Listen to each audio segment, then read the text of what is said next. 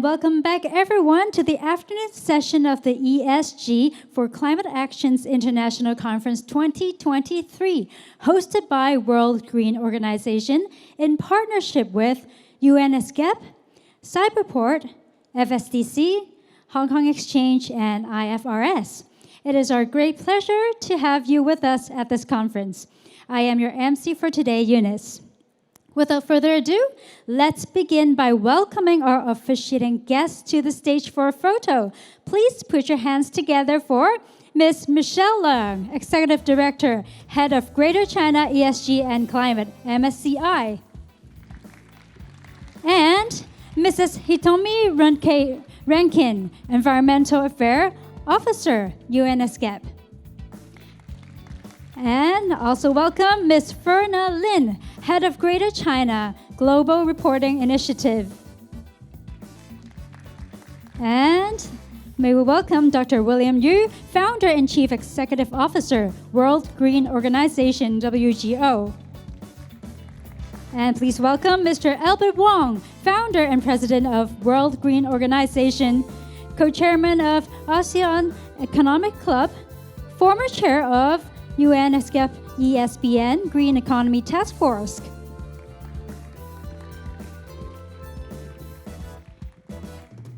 May our officiating guests please hold on to your card, your props, and take a look at our cameraman. Okay, let's look into the camera and say cheese. One more?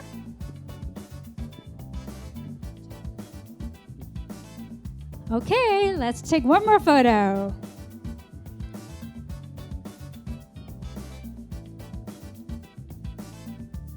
Wonderful. And when we're ready, on the count of three, let's put the card onto the board. 3, 2, 1. And now it's to kick off our conference for this afternoon. Congratulations. And take one more photo. Look into our cameras. Okay, wonderful. Thank you very much and congratulations. And would all guests remain on stage? With all guests remain on stage, we'll have two more photos.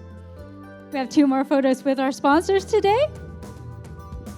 Now, I'd like to invite our key sponsors for the next photo. Let's welcome Honorary Diamond, Crystal International Group Limited.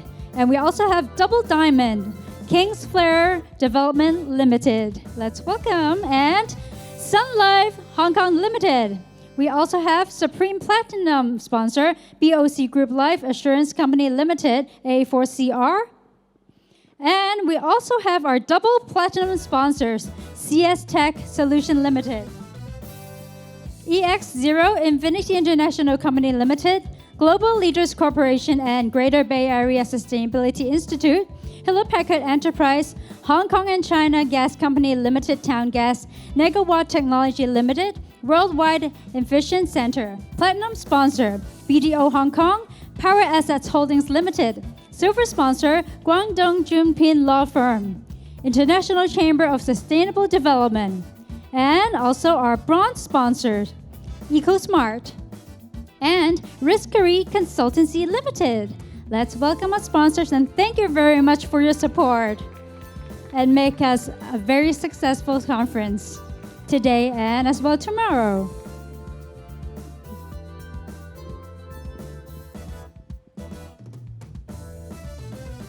Okay, a little bit on the left. Okay, that'll be great. Let's say cheese together.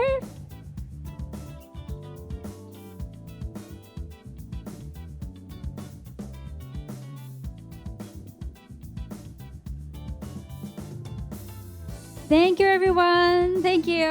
Please be seated. Thank you very much. So in our morning session, we hear from speakers about climate challenge and climate action progress, development of carbon trading market and standard, and decarbonizing workspace and household. Into the afternoon session, we will dive into sustainable finance, its reporting and accounting standard.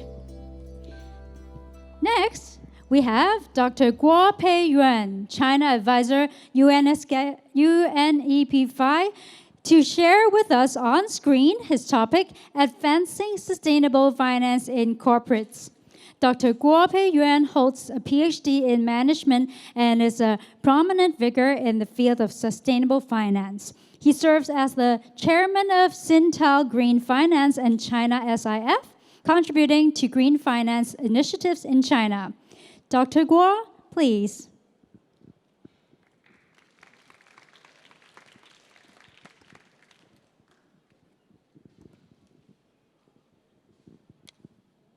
Good afternoon, ladies and gentlemen. Thanks to the organizer for inviting me to attend this important international conference. It's my great honor. My name is Peiyuan. I'm the China advisor of United Nations Environmental Program Financial Initiative based in Beijing, or you can call it UNEP-FI. And I'm also the founder and chairman of Sintao Green Finance and China Sustainable Investment Forum, or you can call it China SIF. Let me start with a self-introduction of UNEP-FI. So UNEP-FI is a UN-convened network for banks, insurance company, and investors. And the aim of this network is to accelerate sustainable development, particularly among financial sector.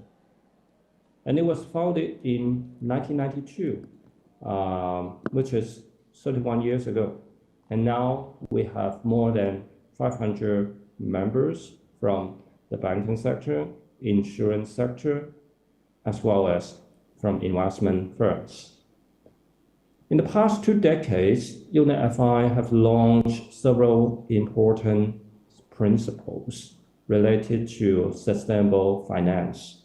For example, in 2006, UNEP-FI launched the Principle for Responsible Investment, PRI, and in 2012, UNEP-FI launched the Principle for Sustainable Insurance, PSI. And 4 years ago, in 2019, UNEP-FI launched the Principle for Responsible Banking, PRB. And in China, we have around 30 members from the banking sector and insurance sector. And these members include some largest banks, such as ICBC and the Bank of China, Agriculture Bank of China, etc. I realized that this afternoon, the section actually focused on reporting, accounting, and standard, which is quite important topic right now. And therefore, I think I will introduce ESG reporting of the company, as well as ESG reporting of the financial institutions in China. Just to clarify, the ESG report here, it's a general term. It actually includes several other names, such as corporate sustainability reports, or some companies still use their own name, CSR reports, but we take it as general name, ESG report here. First of all, I want to give you some facts and data about the current practice of ESG reporting in Chinese A-share markets. In terms of the number, the total number, this year we see around 1,700 Chinese A-share company publish ESG reports in the market. And this represents around 1/3 of the Chinese A-share companies. And this compared to last year, it's also a big increase. Last year, the number is around 1/4 of the company, which is 1,400. So we can see we have made some progress in Chinese A-share markets. And in terms of the size of the reporting entity, we also see that most large companies publish ESG reports, or the larger companies tend to publish ESG reports more than the smaller companies. So just now we mentioned the market average level is 1/3 of the company published ESG report. But if we narrow down to the largest 300 companies, or we can call it CSI 300 index, the percentage will go up to 90%, which is around 280 companies of these 300 largest companies published ESG reports. If we look at the content of the reports, then we realize that many companies already include some climate information in the ESG report. But this information are more like in the writing style, which is more descriptive. And only a small percent of the company disclose numbers on climate related issues. The climate related number could be carbon emission data, carbon intensity data, or some numbers about the net zero target. So we see more storytelling style of the reports related to climate change, but not that many around the actual number or accurate number. If we take the top 800 Chinese A-share companies, for example, around 45% of the top 800 Chinese companies will include some data about the climate, but the data are not perfect, so they are maybe just one or two numbers that are related to climate issues. And if we look at the sector, then the financial sector is one of the most active sectors on reporting. Large banks such as ICBC, Bank of China, Agricultural Bank of China, China Construction Bank have a separate ESG report in addition to their annual report. And moreover, they also publish environmental disclosure reports in addition to ESG reports. Some banks will call it Green Finance Development Report or TCFD report, which means for the large bank in China, you will see three reports: annual reports, ESG reports, and environmental disclosure report or TCFD reports. And this is the new trend, and this is largely driven by the standard published by the central bank in 2 years ago, which is about environmental disclosure standard guidance for financial institutions. So that's the current situation. So we see some progress, and of course, we also see some challenges. So let me give you some thoughts about the problem and challenge that we see in the market on ESG reporting. The number one challenge is the quality of the report. Even though the total number of the reports is increasing, which is good news, but the quality still remains some concern, especially when it goes to some significant data disclosure. So more reports are still storytelling and give you less number. And however, those number, particularly those material number or the quantitative number related to the mortality issues will be the most important for ESG investor and to the market and for the market, right? So there's still some rooms for further improvement on the quality of the reports. That's the number one challenge. The number two challenge is capacity building, particularly when it goes to some new standards. In China, for Chinese companies, they may face some new standard in addition to GRI, Global Reporting Initiative. GRI standards are more often used among Chinese A-share companies compared to others. However, we do see the launch of the ISSB two new standards, IFRS S1 and IFRS S2, or TCFD, right? And if the company have some operation or have some significant operation in European market, they may also need to consider the latest reporting directive in Europe, which is CSRD, and the standard related to this directive, it's called ESRS, right? There are 10 standards on 10 issues right now. and more will come out. So for the Chinese company, they need capacity building so that they have the capacity to understand how one reporting entity can publish one report that can in line with or that can refer to more than one standards. And some companies also have concern on their capacity on disclosing the climate-related risk and opportunity, because climate-related risk and opportunity and scenario analysis are required in TCFD and in IFRS as too.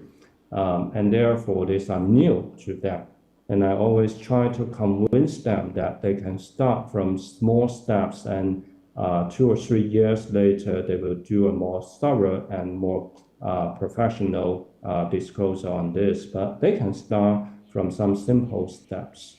But anyway, this is the concern, and this is the second challenge, capacity, particularly under the context that we have more new standards. The third challenge is that mandatory requirement is still needed. Right now, only certain companies in certain sectors or certain regions are required to publish ESG report. For the rest of the company, it's still kinds of voluntary basis.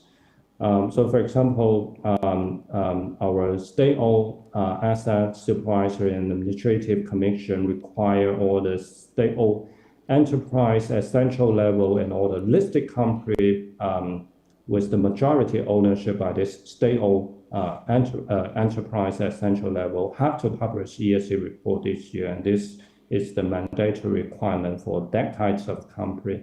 And in Shenzhen, the Shenzhen municipal government also have a requirement for financial institutions with operation in Shenzhen that higher than a certain level are required to publish environmental reports. But the rest of the company are still voluntary basis. And voluntary basis, I think, is not enough right now. And therefore, I think it's still our expectation to see the mandatory requirement in the market. And if the mandatory requirement come out, then I think it will also improve the quality of the reports in the Chinese A-shares. So my third point and also my final point is trying to connect the financial institution and corporate sector. That is to highlight the roles of the financial institutions to drive corporate sustainability. I think the reason or the logic behind it is quite simple, because financial institutions will have the leverage power, no matter they are banks or asset management firms. If they are banks, they will have the leverage power for the borrower's company. And if they are in asset management firm, they will have the leverage power for the investee companies. So if we push the financial institution to improve their carbon emission data disclosure or ESG reporting disclosure, this will also leverage the sustainability performance or reporting practice of the corporate side. So on this area, UNEP-FI is actually pushing hard on this. For example, banks who signed up the PRB, or we can call it PRB banks, they need to report their progress against the 6 principles. Banks are also encouraged to set targets on net zero. And if the banks need to realize net zero target, then the bank must calculate the asset level carbon emission or carbon intensity. So this will leverage their power to mobilize the carbon emission disclosure of the borrower companies. For China SIF, we are also working on this as well. We recently launched a platform called CCEI. The full name is China Climate Engagement Initiative in Beijing this July during the Summer Summit of China SIF.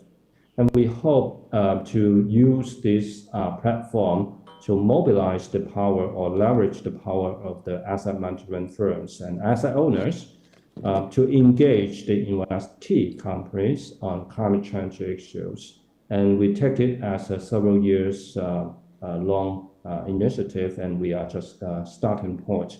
And we are actually working on a 3-year plan on this. So with that, I want to say that this is the end of my presentation, and also information is that we are going to organize China's 5th Annual Conference on the 5th of December in Beijing, together with China's 5th, with UNEP-FI, and also with Yuen Sustainable Stock Exchange. We have 1-day conference and also several side events during the week. You're welcome to join us. Once again, thanks for the invitation and wish the conference a great success. Thank you. Thank you very much, Dr. Guo. Next, joining us on stage, we have Ms. Michele Leung, Executive Director, Head of Greater China ESG and Climate MSCI, to speak on investment transparency on climate risk. Ms. Michele Leung leads the ESG, Environmental, Social, and Governance business in Greater China at MSCI. With over 18 years of investment experience, she promotes sustainability investing to institutional investors in Asia.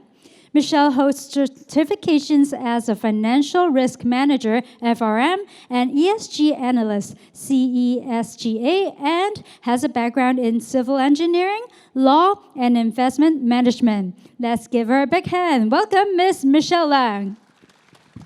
Thank you. Good afternoon, everyone. It's my pleasure to be here today to talk about the investment transparency on climate investing. Investors are increasingly integrate the opportunity and risk of the climate transitions into their strategies. It is crucial to have transparency in climate investing. And MSCI brings clarity to climate finance and also investments. We deliver the integrated climate data, analytics, indices, and also insights to untangle the complexity that allow the investor to act with confidence and also to achieve that goal of climate investing. So this transparency is very important that can help investors to capture the opportunities, manage risks, navigate the reporting requirements, and also to back up their commitments with real actions.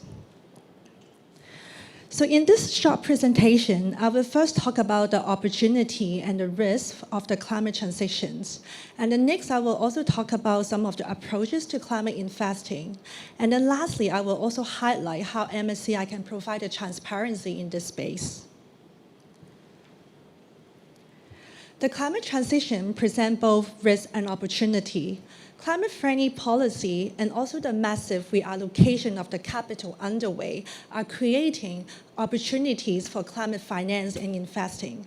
For example, investors nowadays will quantify the company's exposure to renewable energy and clean technology.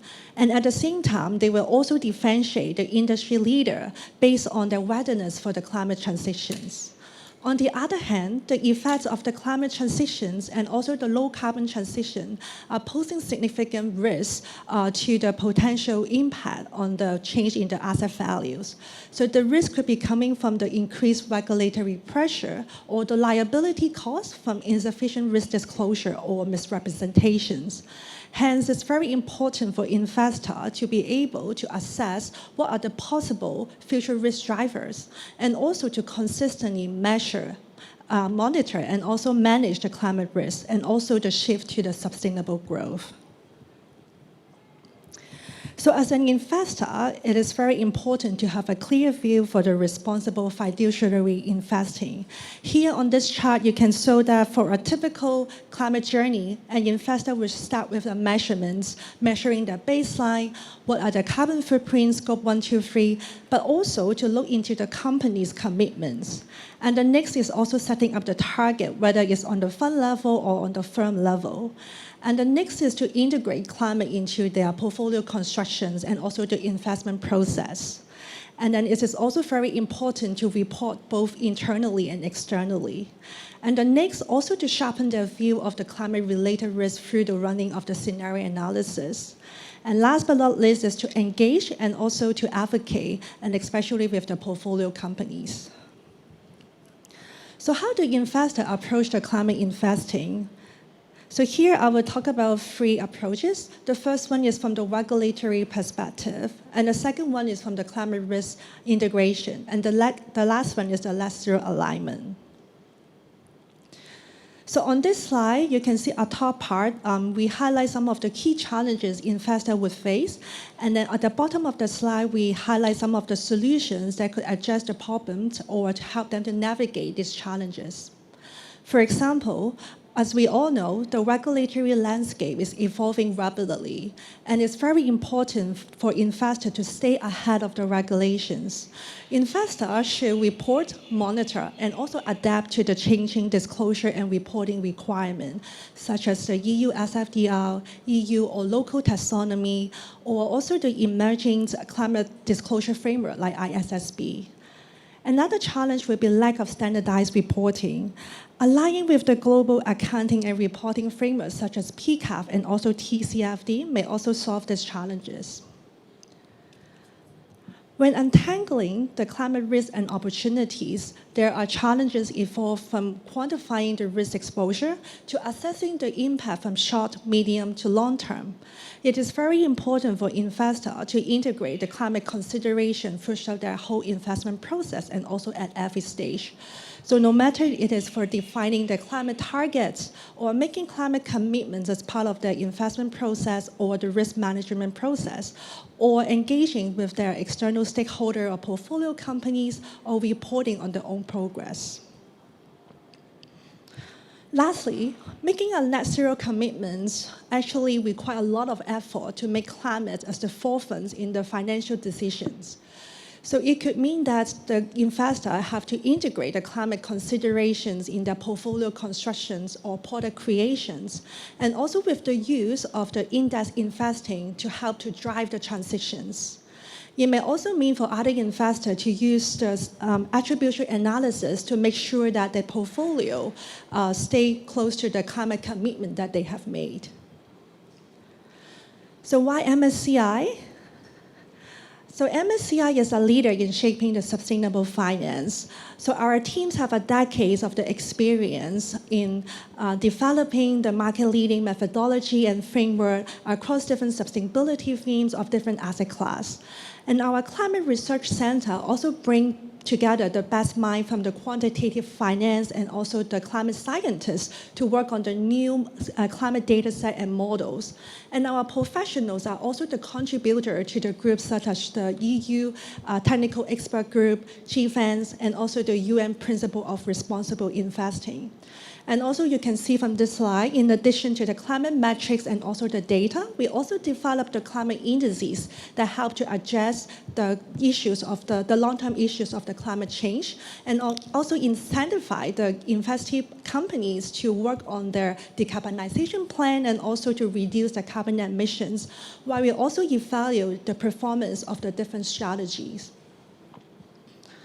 So we collect 400 raw data, 17,000 derived data of over 12,000 companies. So these are from over 300 data sources, which representing 2 million of the news article or 1 million of the documents on each year.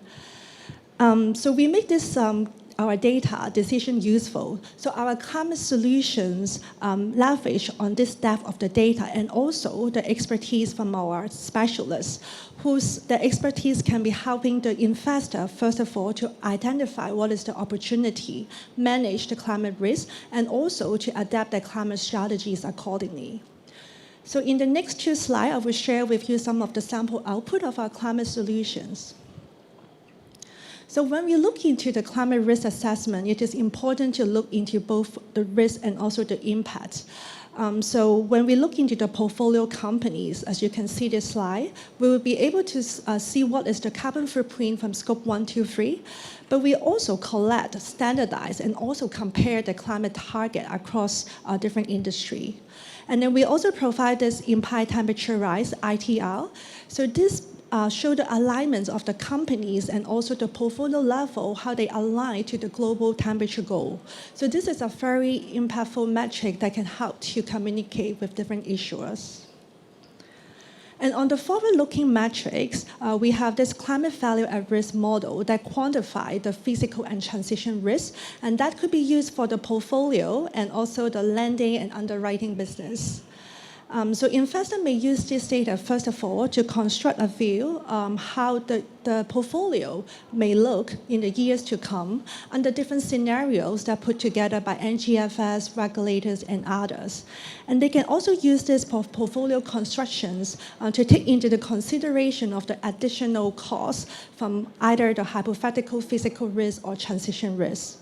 So specifically for the physical risk model, we feed over 600,000 of the asset locations into this model. And as you can see from this slide, this gives you a very good visualizations on the physical hazard impact that we could quantify at the facility level. So in conclusions, climate investing is inherently complex, and MSCI provides the clarity to climate investing.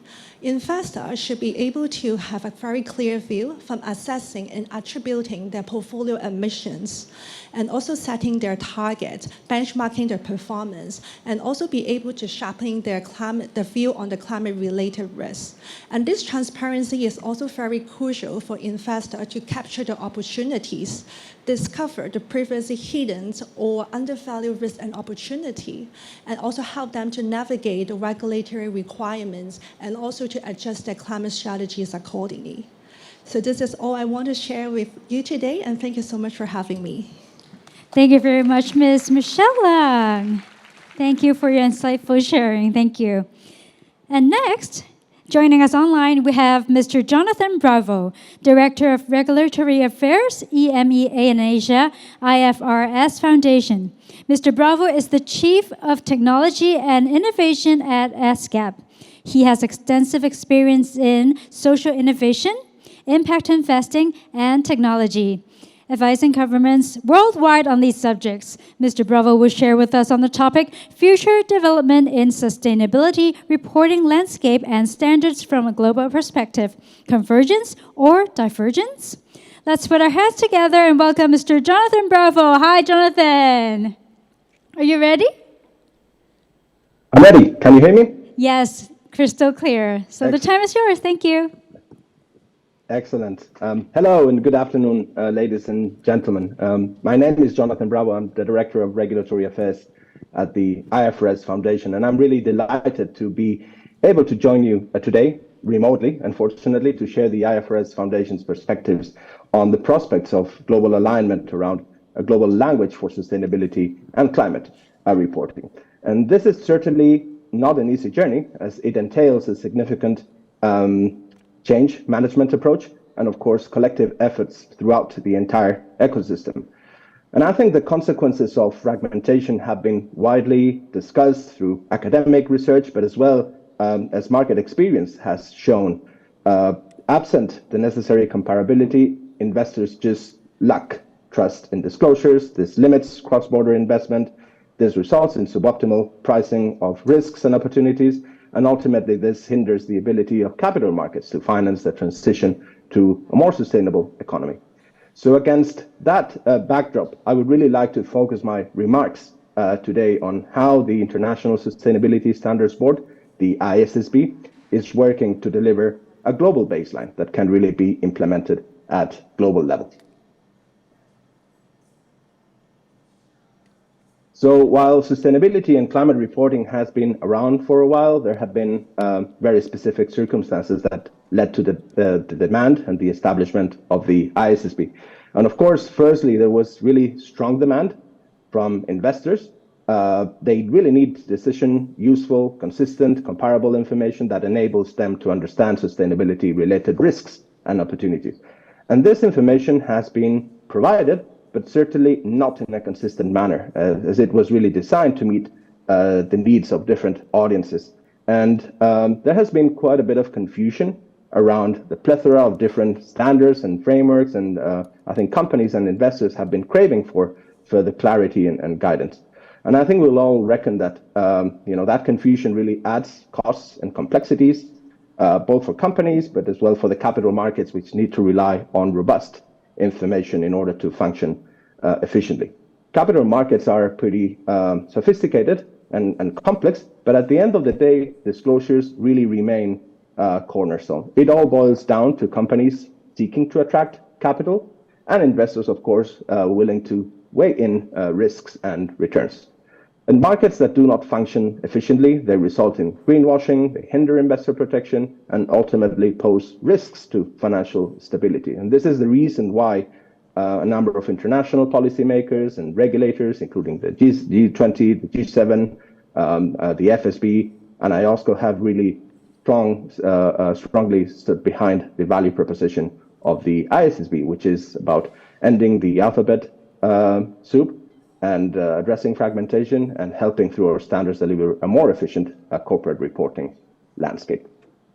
So what's really the value of ISSB standards? They really exist to enhance that investor-company dialogue. So again, delivering on that very basic premise that supports global capital markets. And we have been focusing in order to ensure that our standards are decision useful, they are assurable as well in order to meet the needs of investors.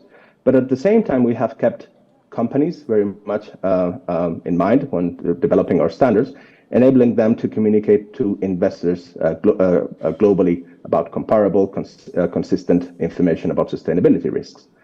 Investors are likely to benefit from our standards by avoiding costs related to inefficiencies of manual data collection. And in turn, companies are able to benefit from improved data quality, including throughout the value chain, enhanced governance, better and less costly access to capital, and of course, better engagement with investors and other stakeholders. And again, for financial markets, that improved transparency really contributes to long-term financial stability. But of course, investors are not exclusively interested on P&L and balance sheets. They are increasingly interested on how a company can actually generate cash flows over the short, medium, and long term. And this cash flow generation is inextricably linked to those interactions between the company and its stakeholders, society, the economy, and the natural environment throughout the entire company's value chain.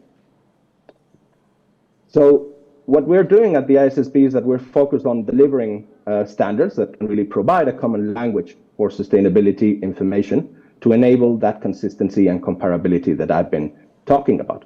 But we have not really reinvented the wheel. The creation of the ISSB really involved the consolidation of some other pre-existing frameworks, including CDSB, SASB, and the Integrated Report, which all of them had an investor focus. And together with GRI standards have really been the basis for sustainability information in most jurisdictions. And jurisdictions can, on top of that global baseline, require preparers to disclose further information by adding their additional building blocks to those global foundations, which can be tailored to the incremental information needs that jurisdiction may consider necessary. Or again, disclosures that go beyond the remit of the IFRS Foundation, which again, it's to meet the needs of investors and can really address the needs of other stakeholders. So we think that building block approach really provides an efficient reporting system that benefits both capital markets, investors, and of course, companies. So I mentioned before that our role is really to provide that comprehensive global baseline of sustainability disclosures through our standards, but we are also interpreting our role as contributing to help the complete the sustainability reporting ecosystem. And this is why we're cooperating with different players throughout the landscape. So IOSCO has really conducted an independent and thorough assessment of our standards, recommending our standards for adoption. And IOSCO, you will know that it's made up of securities regulators and commissions around the world. And then the IOSCO's endorsement is really an important milestone for the adoption of the standards. And I will talk about that in a minute.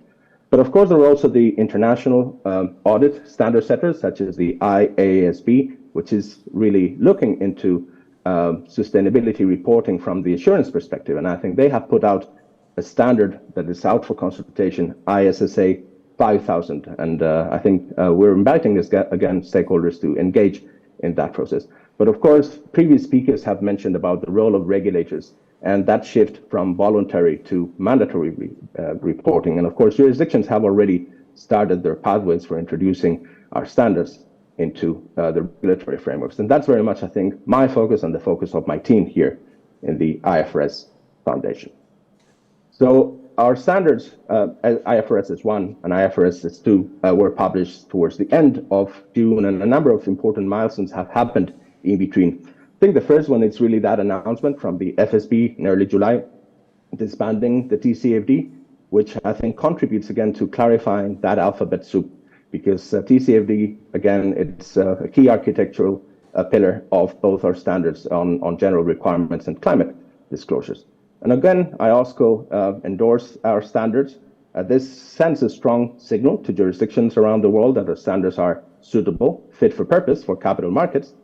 And IOSCO is calling its over 130 members to consider ways in which they can incorporate our standards into their regulatory frameworks. And we're very much engaging with jurisdictions on a bilateral basis in order to identify how we can support their jurisdictional journeys. Another important development towards the end of July was really the European Commission endorsement or approval of the ESRSs by EFRAG. And I think the ISSB already announced a high degree of alignment in relation to our climate disclosure. So again, we see probably that trend towards convergence rather than a misalignment on reporting. And this several announcements come at a time where jurisdictions are really taking steps and looking into how to use our standards. And we believe that IOSCO's endorsement is going to be really a catalyst. Looking backwards, I think 23 years ago, it's an historical milestone. IOSCO endorsed IFRS accounting standards in year 2000, and we have seen the impact of that endorsement throughout the years, with now over 140 jurisdictions already mandating our standards as part of their respective regulatory frameworks. And we're very much trying to replicate that path for sustainability reporting. So we do acknowledge at the IFRS Foundation and the ISSB that the journey towards adoption varies depending on jurisdictional circumstances, and we're really committed to support regulators in order to have them in their adoption considerations in a timely and consistent manner. So later this year, we're planning to complete an adoption guide. Again, its intent is to support that consistency in implementation of S1 and S2. We already published a high-level roadmap at the end of July, which already hints more or less the type of adoption considerations we're keeping in mind. So the purpose of the guide is to facilitate consistent approaches rather than cherry picking, but at the same time supporting jurisdictions in transitioning to full application. So we're balancing those initial phase-in considerations with that need to achieve consistency at global level. So we're setting our expectations around the scope of application of ISSB standards, as well as the pace for introduction of requirements. But it's really great to see that a number of jurisdictions are moving ahead. I've already noted in the slide, you'll see some jurisdictions that have either consulted or are in the process of consulting on their jurisdictional roadmaps. I think a couple of weeks ago, some of you may have seen that the Australian ASSB, the Sustainability Standard Setter in Australia, published its exposure drafts of the Australian versions of IFRS S1, S2, and of course Hong Kong was really one of the early movers when they published through the Hong Kong Stock Exchange in April their proposed amendments to Appendix 27, which is really designed for listed entities and building on ISSB standards. But other jurisdictions, Singapore, UK, and Japan, they have also announced their intention to build from ISSB standards. But this is not confined exclusively to developing jurisdictions. We have seen a number of moves also from growth and developing economies. I think Nigeria in 2022 indicated their intention to early adopt, Kenya this year. And a couple of weeks ago, we were really encouraged by the announcement by the Brazilian securities regulator and the Ministry of Finance that they will pass legislation to permit issuers, listed entities, on a voluntary basis, use of standards already starting in fiscal periods and starting in 1 January 2024 in order to mandate our standards in 2026. So we already see that move towards alignment with the global baseline. And looking ahead, we are, of course, committed to balancing, advancing new projects in a timely manner with that focus on ensuring high-quality implementation of our standards. Implementation of S1 and S2 is really a strong priority for us, but we're trying to make progress as well on our standard-setting agenda. We're very much focused on enhancing connections and integration with financial statements, and the fact that the ISSB is housed under the IFRS Foundation and sitting alongside the ISB setting accounting standards, we believe it's critical in order to enhance that, and that will be a key area of focus for us going forward.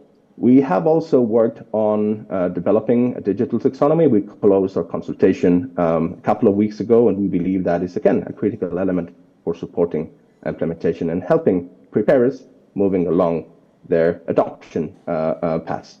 But we're also looking into future standards. We recently closed our consultation on our agenda for the next couple of years.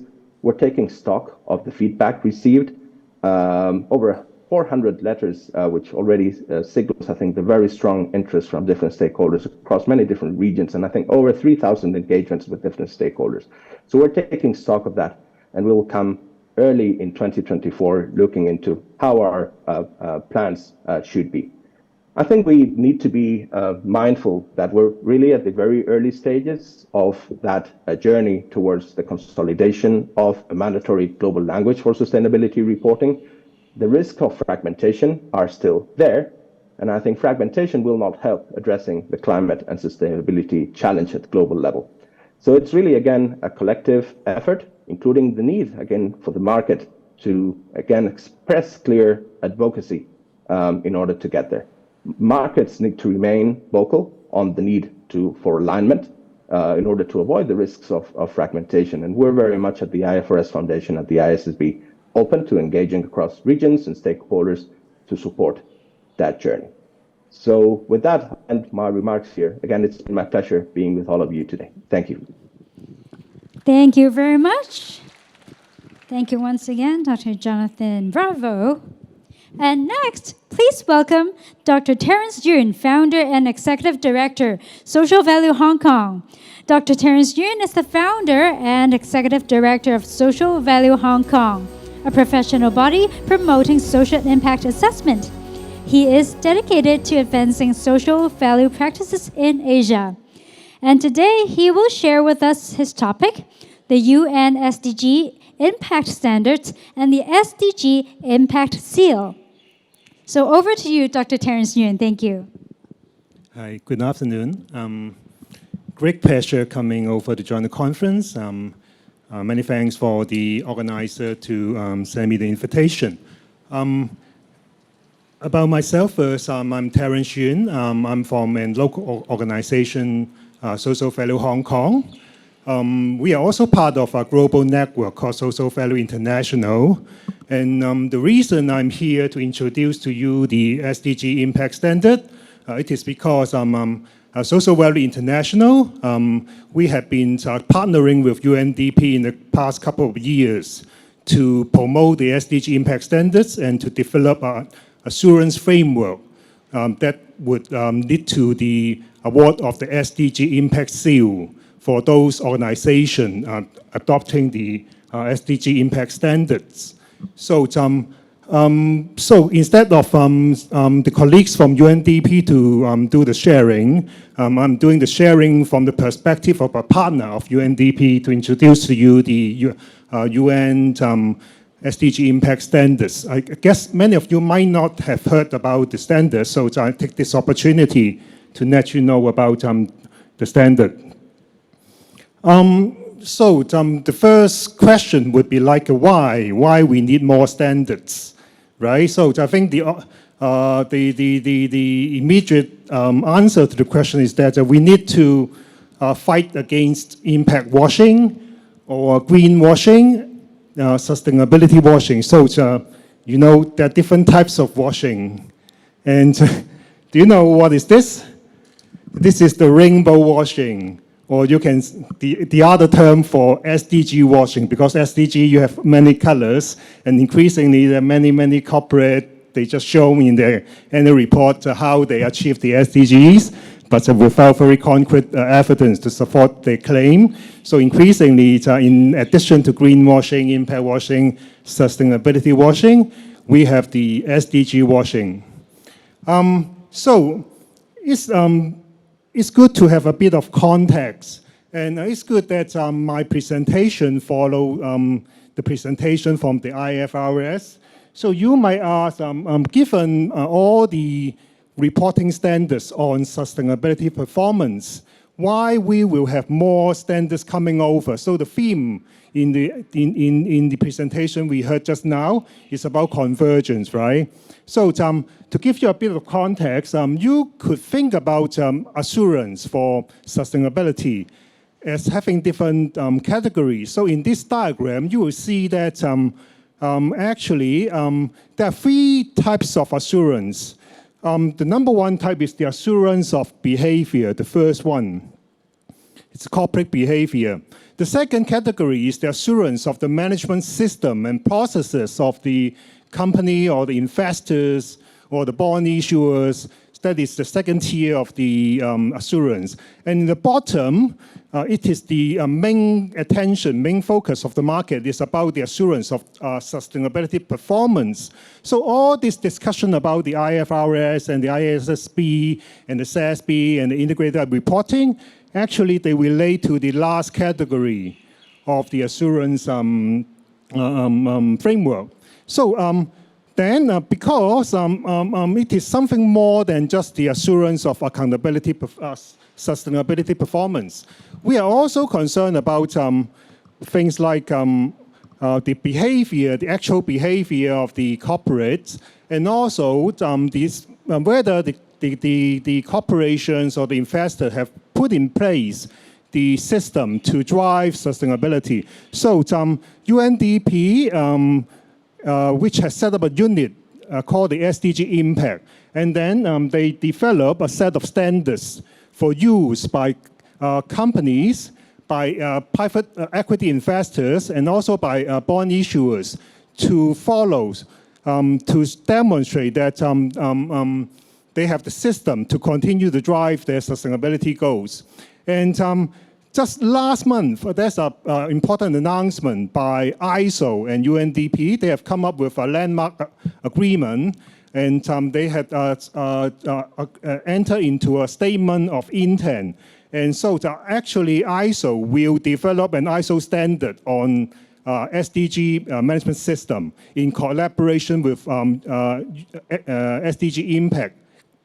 And to speed up the time to develop the ISO standard, they will actually follow the UNDP SDG Impact Standard as a framework, as a blueprint to develop the new ISO standard. So this gives you a bit of the background, a bit of the context of the current state of all the development in relation to the assurance, sustainability assurance. Okay, so for a bit of information about the SDG Impact Standards, so as I mentioned, UNDP set up the SDG Impact Unit, and then they developed 4 sets of standards. And those 4 sets of standards are applicable to 4 types of organization, including the corporations, the enterprises, number 1. Number 2 is the bond issuer. If you issue a social bond, you can try to get the standard. And then it's also for equity investors, the 3rd type. And the final type, the 4th standard, is actually for development finance. It's for the multilateral agencies and state-sponsor development organizations. So there are 4 sets of standards. They follow a similar structure. I will introduce structure later on. And the standards have been launched for quite some time. It is open source, but it is a voluntary standards, and there are a package of resources that you can go to the website and download those resources to do a self-voluntary implementation of the standards. And again, why we want to have this new standard? These are the essential features of the SDG Impact Standards. It is not, as I mentioned, it's not about performance reporting. the IFRS, the ISSB, the SASB, the integrated reporting, the GRI, they are about the performance reporting. The SDG impact standard is about decision making. It is about assessing whether a company or an investor has in fact drive their decision making to optimize their operation to meet the SDGs. And so it is about the heart of the business model. And it is also subject to the need of financial return. So actually financial return is part of the sustainability equation. And given there are 17 SDGs, you could imagine, instead of just, let's say, focusing on climate, you need to have a lot of compromises and need to make a lot of balances between your various actions in order to optimize your achievement to the various SDGs. So therefore, we think, UNDP believe it is very important that we have, in addition to do the performance reporting, we need to also think about the system development in relation to driving the SDGs. And one important element is that for sustainability reporting as a whole, it is a bit like financial reporting. It's a bit backward looking. It's about a review of historical performance. But right now, I think we are also like to move on to be a bit forward looking. So in the SDG impact standard, the assurance and actually the standard would assess whether the entity will be forward-looking in driving the SDGs. So it relates to decision-making for the future activities, future operation. It is not backward-looking. And so it is hoped that the adoption of the standard will become a proxy and a leading indicator for future impact performance. So the standard as a whole is developed for internal use. But since we foresee that if more and more organizations adopt the standards, then it is also wise, also valuable to develop the assurance framework. So the UNDP commissioned our global network, Social Value International, to work with them to develop the assurance framework for the award of some what they call the SDG Impact Seal, which will be launched later next year. Yeah, so for the SDG impact standards, it covers the behavior aspect and also the system and processes. So if you check out, this is actually a diagram that reflects the things that happened in just the last presentation. We talked about the consolidation of lots of reporting standards. So this is what happened in the evolution of the various assurance scheme. So right now, we are not talking about we want to compete with all these standards. We are talking about we would like to promote in addition to sustainability reporting, we would also like to strengthen the other aspects of the assurance framework that include the assurance on the behavior of the corporate and also the systems and processes. So you should think about the development in this context. Okay, so just very quickly, this is the slide from UNDP SDG Impact. So these are the things they do. For relevant to this sharing will be including they develop the SDG impact standard, and then over the past 2 years we are doing globally we are doing the train-the-trainer program to get local trainers in place. So right now Hong Kong have around half a dozen trainers who are accredited by the UNDP to deliver the training here, and then we had participants from Singapore, Japan, Taiwan, Malaysia. We had got more and more participants joining who could deliver the training in different locations, different markets. And then this is what I'm talking about now. We are developing the assurance framework, and then we will launch the Impact Seal next year. And so this is our global collaboration with the SDG Impact. We are delivering right now the train-the-trainer, and later on we will deliver the accreditation training for assurance providers. So we need independent assurance provider to meet the market need in each local market. And we had done the first pilot training for the assurance provider earlier this year. And I can share some information here about the pilot training. Okay, this is the details about the SDG impact standard for enterprises. So you see, I mentioned there's a very structured framework for the standards. You can see there are 4 domains. On your right-hand side, 4 domains: strategy, management approach, transparency, and governance. And then 4 domains, and there is 12 action steps. And for these 12 action steps, there's a total of something like 150 indicators. And this is an example of a pilot case. It is used as a teaching case that we apply the standard. And here you see there's a total of 126 practice indicators. And in this case, this pilot case failed to get the impact seal.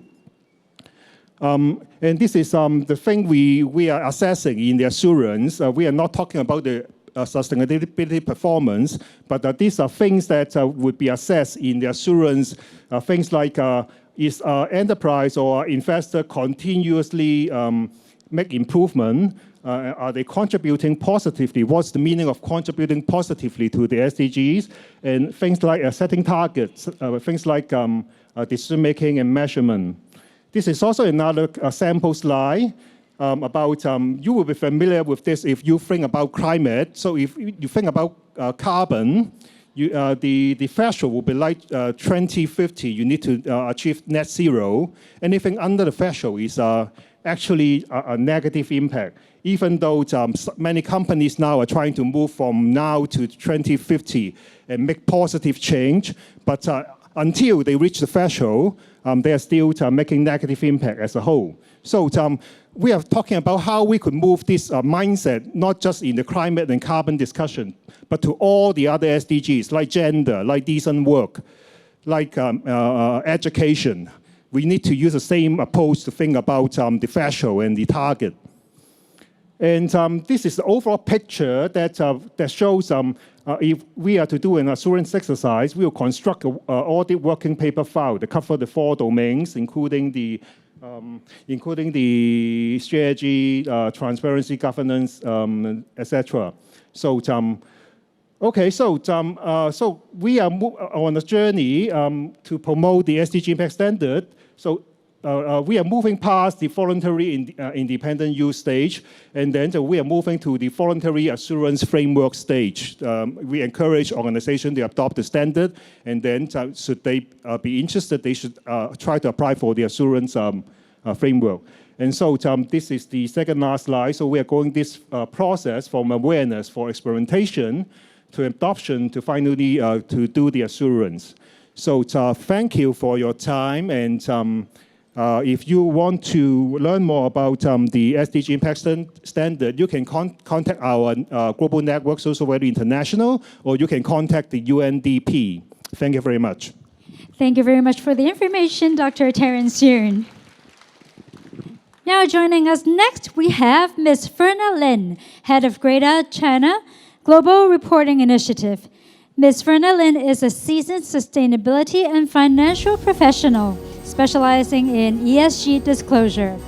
As a representative for GRI in the Greater China region, she collaborates with policymakers to advance global sustainability goals.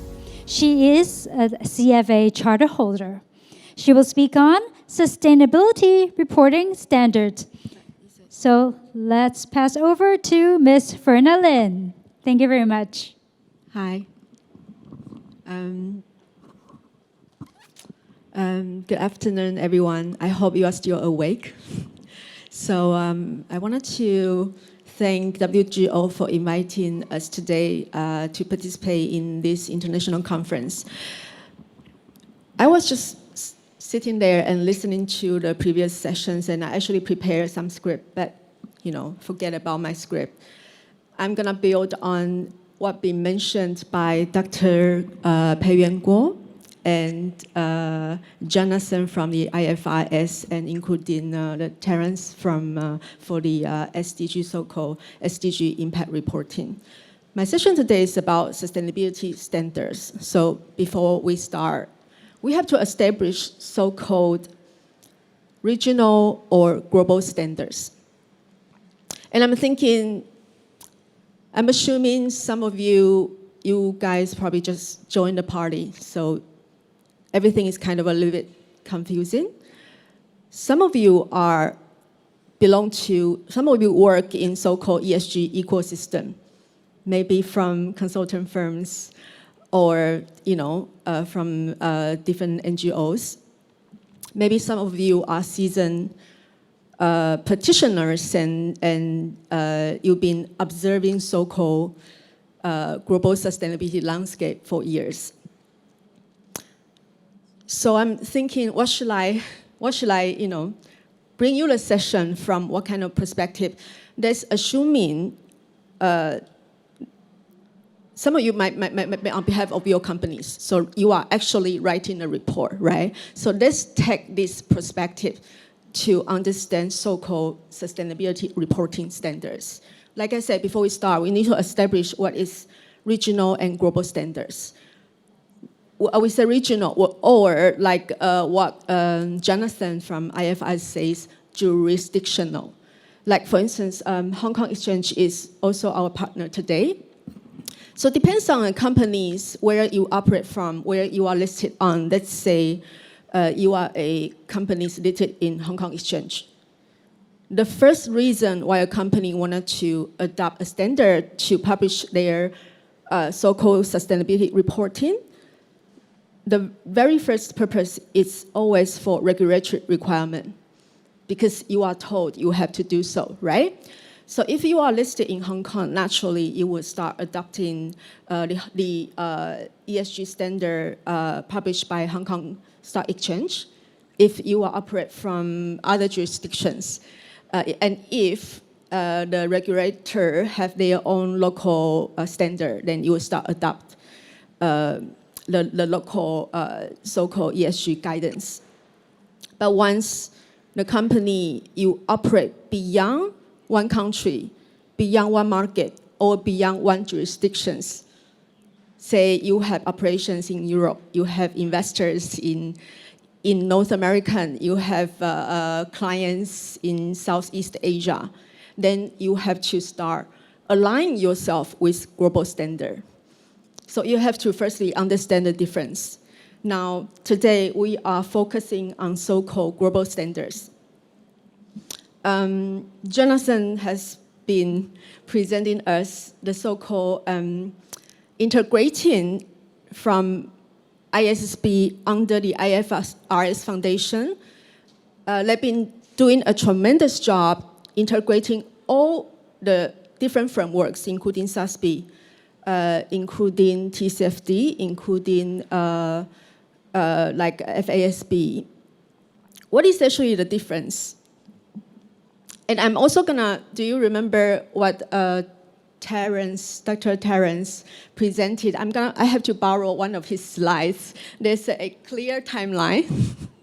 There's a clear timeline, right? So basically, GRI standard has been around for 25 years. When a company adopts the so-called GRI standard, they are actually disclosing when a company provides products or services, what is this company's impact on the economy, on the environment, and on people? This always has been GRI's perspective. It's so-called impact perspective, impact materiality. If you haven't heard of the term, I hope to provide a little bit clarification to you today. And so IFRS, has been established so-called ISSB since 2021, and then they integrate all the frameworks. If you don't really know all of the framework leading by ISSB today, is actually from the financial perspective. So TCF, including TCFD, ISSB, SASB, or FASD, they wanted to understand, say, climate change has already taken place. What is climate change's impact on the company itself? So do you see the difference, the different perspective? I'm just gonna give one example to you because I'm seeing some people nodding, so I'm sure some of you only realize the difference just now. Let's take climate change, for instance. GRI is looking at companies' positive contribution or negative impact on climate change. GRI wanted to understand what companies do that cause climate change. ISSB is looking at climate change has already taken place. What does climate change do to the company's financial statement? What climate change's impact on the company itself? But so this is so-called, Jonathan previously in his session, he talked about so-called global baseline. They are establishing a global baseline for financial materiality. And GRI is working with IFRS Foundation as well as EFRAG on providing a global baseline for a comprehensive reporting standards. So EFRAG, so you heard about CSRD, EFRAG, and ESRS. Basically, CSRD is the law. Under CSRD, EFRAG is the group who is developing ESRS, if you don't have a clear picture. So in summary, when I have meetings with different stakeholders, I would normally, in order for me to make an assessment about how much they understand or the level of understanding about the whole thing. So I'll ask a question whether they knows the term of double materiality or not. I'm assuming most of you have heard of the term. And double materiality, the term, is actually created by EU, not by GRI. So based on what I just mentioned, basically double materiality means EU would start requiring all the listed companies in Europe to publish their reporting, sustainability reporting, start from 2025, covering a year of 2024, and they require company to report both on their financial materiality as well as impact materiality. So again, the so-called impact materiality, based on mainly GRI standard, is to understand companies' impact, inside-out impact. And ISSB framework, ISSB standards, is to understand the outside-in impact, the environment's impact on company itself. So what we are trying to provide to the market is, like Jonathan said before, if you look at ESRS's latest news, the upcoming ESRS, that's European Sustainability Reporting Standard, have a high level of alignment with both ISSB on financial materiality, high level of alignment with GRI on impact reporting. I hope that provides some sort of clearance. So this is basically what is the spirit and an essence of the three dominant global reporting standards. ESRS is embracing double materiality, GRI is for impact materiality, and ISSB is for financial materiality.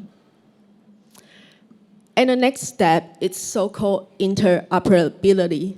It's another new term, but it is so-called interoperability is for companies. Again, we are moving back to look at this from a reporter. What we call reporters is companies who publish reports from their perspective. What do they do in different stages? So currently under developing is so-called interoperability tool. So GRI has been around for 26 years, and then we very much welcome IFI's effort in integrating all financial materiality reporting frameworks. And we've been working with IFIs since the beginning. We try to align, there's a tiny bug. We try to align with each other's standard setting process if possible, and we try to align with each other's terminology in the so-called standards. Then regarding ESIS and GRI, between ESIS and GRI, when EFRAG starting to developing so-called ESRS, they came to GRI naturally because, again, they also don't want to reinvent the wheel. So what they are trying to do is ESRS, if you are a company who already adopt the GRI standards, and if you would be impacted by the new ESRS, you have to publish the mandatory reporting to comply with ESRS. Currently, we are developing so-called interoperability tool that it's, I'm a very low-tech person, but basically it would look like some sort of digital taxonomy or so-called multi-tagging system. What does it mean? Well, it's still under developing, so, but it will be coming soon, maybe sometime next year. What does it mean? It means if you are already adopting the GRI standard, if you are already publishing the GRI standard, you would likely to have a so-called a multi-tagging system. Then you will input some elements, and then you can generate your impact reporting part that would allow you to comply with ESIS. So that's so-called interoperability tools. And it's probably gonna be all free for all the users and all the service providers and all companies in the ecosystem.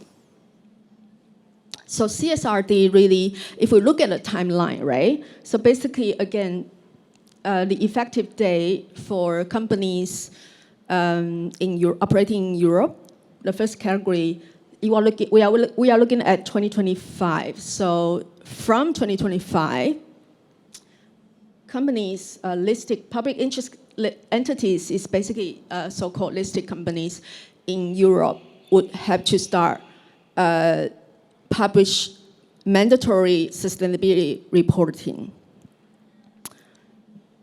And this also impact other companies. But why is the ESRS also important to other companies outside EU? For companies, for instance, if you are a Hong Kong companies, if you invest in some companies in Europe, you might be impacted as well. Or if you import products to EU, you might need to look at the company's law under the European Union. They might have different laws under the CSRD to request different kind of disclosure. And for what Terence just said about assurance, GRI's position for assurance is we support third-party assurance, and in fact, EFRAG, CSRD, ESIS, they require third-party assurance. So basically above is a so-called overview of so-called global sustainability report. Now I wanted to spend a few minutes on GSSB's work plan. I don't know how many times I have, but just a few seconds. So-called GSSB is Global Sustainability Reporting Board. It's the independent body solely responsible for developing and updating GRI standards. My colleague in the GSSB standard setting division, they basically they have to define the next 3 years' work, right? So for the next 3 years, they already prioritize all different projects. And the priority in the upcoming 3 years, including developing of new GRI topic standards, sector standards, and the work together with IFIs and EFRAG on so-called interoperability and mapping exercise. We are currently developing the sector standard, including the mining sector standard has going to be published soon. Then we would have other sector standard, including project sector standard for financial services that would include for banks, for insurance, and for capital markets. Then we are currently updating the so-called topic standard, including the very important biodiversity. Whenever I talk about biodiversity, people would also ask, what about TNFD? Just for your information, TNFD basically, so GRI's biodiversity, again, we are looking at companies' impact. When you are providing services and producing your products, what is your positive contribution or negative impact on biodiversity? That's GRI biodiversity standards.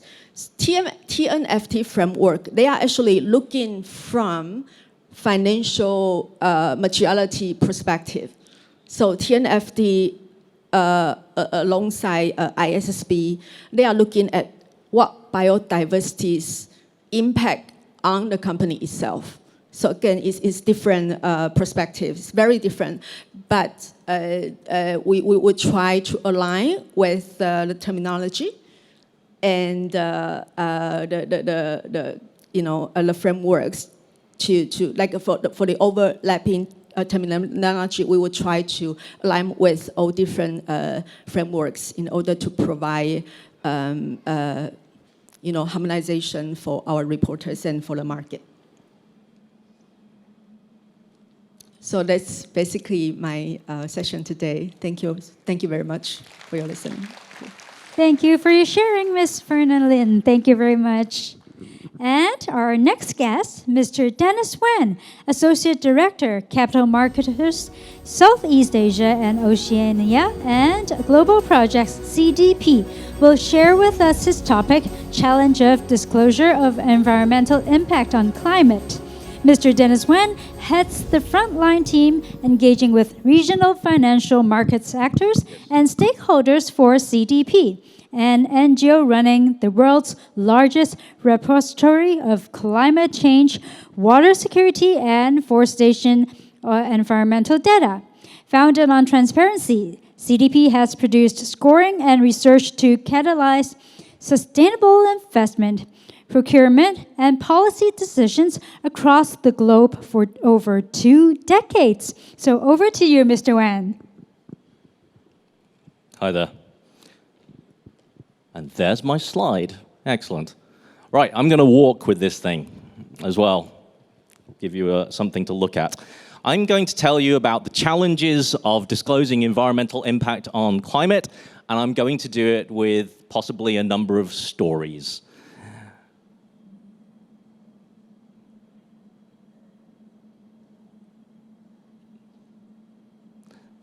First story starts with this blue slide here.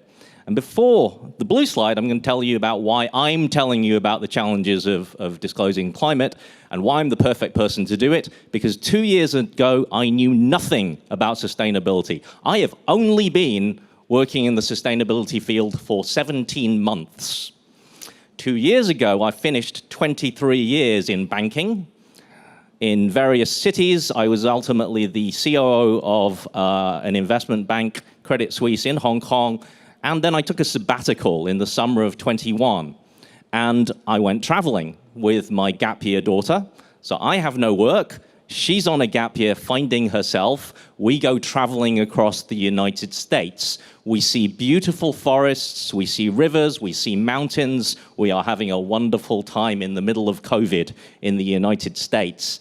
When we hit Oregon, and I ran into apocalyptic smoke, depleted reservoirs, forest fires. This is actually pretty much the anniversary of me seeing that and turning to my daughter and saying, I need to do something different with my life. which is probably what an 18-year-old girl wants to hear from her father. I came back to Hong Kong and I thought, what do we do? What do we do to try and make a difference? And I stumbled across an organization called CDP. CDP was founded 23 years ago by 3 young people in a London cafe, and they too thought, how do we save the world? This is the year 2000, when all of this ESG stuff wasn't really commonly known, and they thought, individually, what can we do? Can we use plastic cups or use ceramic or this or that? What difference does that make? Does that hurt the world much more? Does that save the world much more? Because the entities that hurt the world the most are big companies. Big companies, by the way that they produce, by the way that they waste, by the way that they sell things that we don't really need. This part of the crowd now, you are big companies. We, an NGO, these 3 folks at the front, want to ask them to measure their environmental impact. Think about what you do. Think about how you hurt nature and do better. The problem is, you're big companies, and these 3 folks here are just an NGO. Why should you even listen to us? You're not going to. So you guys went to talk to these folks. You guys are banks. You guys are banks and financiers. You own them. You finance them. You ask them to measure their environmental impact, and they will say, yeah, why not? And then these 3 folks found an NGO to collect information. You ask them for environmental impact. You collect the information. And 23 years later, we have 746 institutional investors and banks, 137 trillion US dollars of assets under management, asking the entire world of capitalism to disclose their environmental impact. You guys are now 700 strong. You're still a charity, you're an NGO, but you are collecting data, environmental data from the entire world. Over 66% of the listed market capitalization of the world discloses to you, CDP. Well done, you. Over 1.5 times global GDP is asking the world for environmental data. Once I discovered that, then I knew I'd found the way to encourage the world to do better by making the information of environmental impact flow better. This is the theory of change that CDP came up with. It was that disclosure of environmental impact in the first instance is just a first step on the journey, because as soon as you know yourself better in the bottom left, you want to do better. You want to set targets. You want to reduce your environmental impact. You want to set science-based targets to actually achieve the reductions that we need to achieve. But every company in the world needs to go on this journey. So this is, pictorially speaking, how it works, is that folks on the left with authority, banks, financial institutions, including other companies themselves, ask companies in the middle to disclose on all aspects of environmental impact, water security, climate change, forests. What you see here is actually also a demonstration of scope 1, 2, and 3 at work. Again, why am I telling you this? Because I didn't know any of this 1.5 years ago. I had to learn scope 1, 2, 3 from scratch. So let me quickly tell you about scope 1, 2, 3. Scope 1 is what a company can control within its own organization. Scope 2 is where it gets its power from. But scope 3 is its entire supply chain. One company asking hundreds of other companies in its supply chain is multiples greater than what's actually under a company's own control. In manufacturing, scope 3 is 7 times greater than the scope 1 and 2 of the company itself. In retail and apparel industry, the multiple is 20 to 30 times. In the finance industry, that multiple is 700 to 1,000 times scope 3 greater than scope 1 and 2. That's how much power any company has over all of its supply chain, all of these things which are outside of its control, and yet how do you make better decisions is by asking for that information.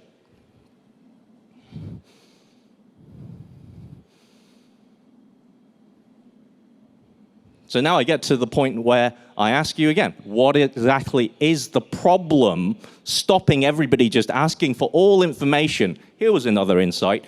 Everybody's scope 3 is somebody else's scope 1 and 2. If everybody simply disclosed their scope 1 and 2, we would know all scope 3. We would have an even amount of information to start doing better and guiding the world to a better place.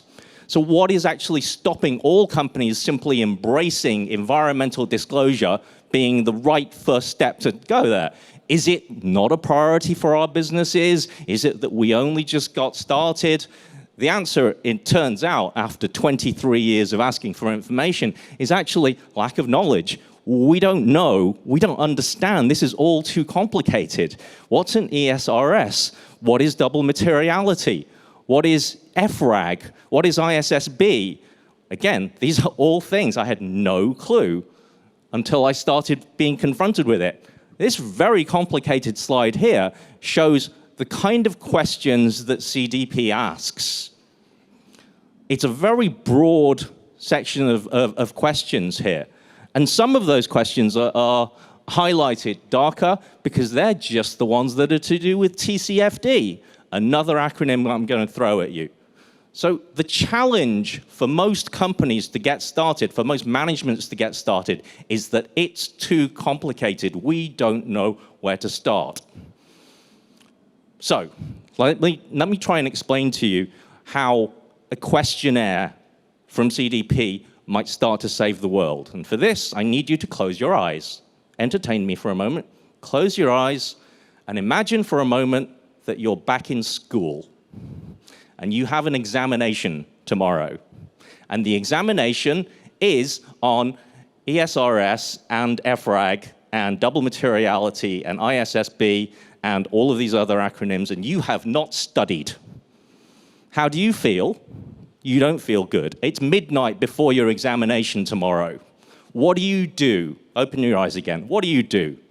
Do you open a textbook at page 1 now and start learning everything to try and understand how complicated everything is?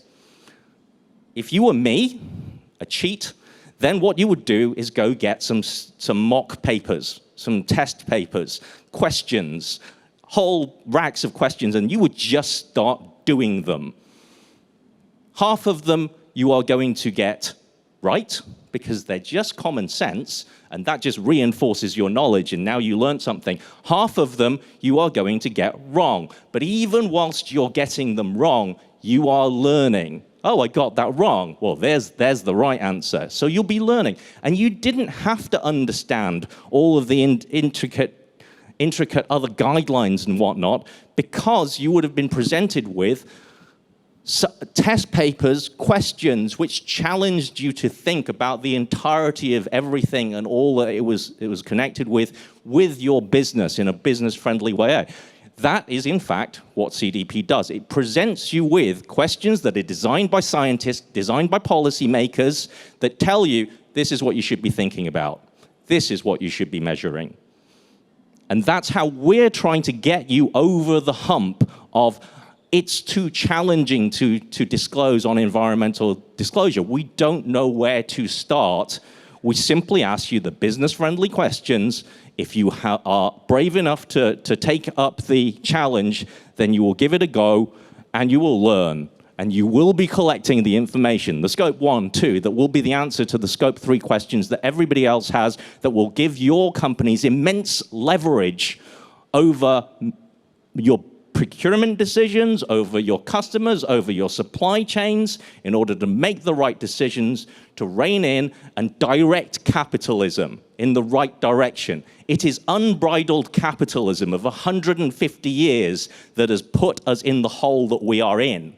And yet it is information that will get us out of it. Information so that we can guide capitalism to correct itself, to save what we have destroyed, to start correcting, to save the forests, to make better use of our resources. Disclosure will lead you to insight, will lead you to action. And right there, I have just told you what our motto is as well in the top right-hand corner. Disclosure, insight, action. Lack of knowledge stops disclosure, but just getting started will overcome that. You cannot manage what you do not measure. But the way to measure is to disclose to CDP. Thank you very much.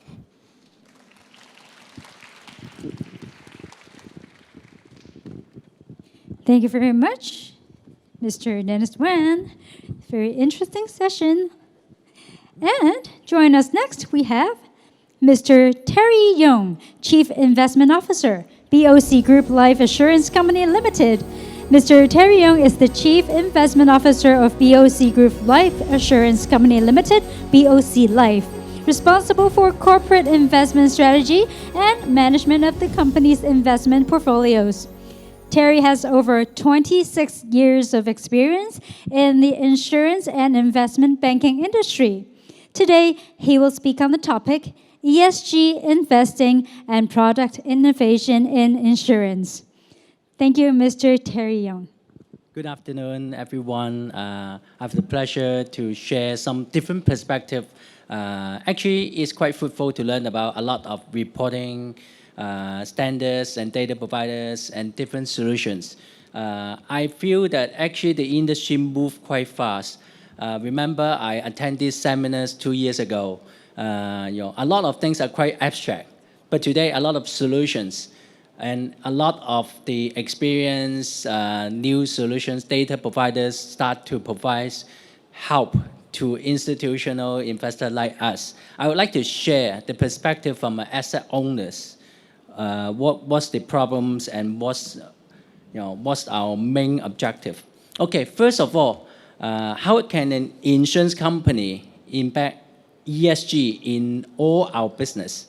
People may think about, for the asset owner like insurance company, okay, we just pick green bonds, buying ESG compliance insurance policies, EV, private investment, and all those investments. But actually, it's not that just simple. We have 4 principles. First, we need to consider ESG in all our investment decision and insurance decision. For example, we want to make all the insurance policy in electronic formats, but it will hurt our customers because some of the old customer may want to use papers, but then it's just a process. So we consider not only investment, but we go through one by one. Okay, and second, we need to talk to the customers, or we need to due diligence. For example, in our due diligence with a business partner, we need to consider ESG as a factors. And third, we need to work with update ourselves. For example, attending these seminars, update ourselves with the regulatory body and government to facilitate how to promote ourselves as a ESG participant. And fourth is the disclosure. I think we heard a lot of this in the previous presentation. I try to go through some very simple examples in different asset class because I'm the chief investment officer. Maybe I will tell you some of the progress in the market. What's the capital market product that we can see? For example, very popular, green bond. Actually, green bond, maybe people may think about why do you sacrifice some of the yields? Definitely because the purpose of the funds is limited for those green projects. Definitely, a lot of institutional investors like us need to have some green asset target. So we need to allocate some money in this green bond. But then, actually, there is one reason, economic reason, why we invest in green bond. Because, actually, there is another bond, a type of bond called brown bond. Maybe we know that. For example, some dirty energy bonds, coal bonds, some bonds that we may not allow to buy in futures.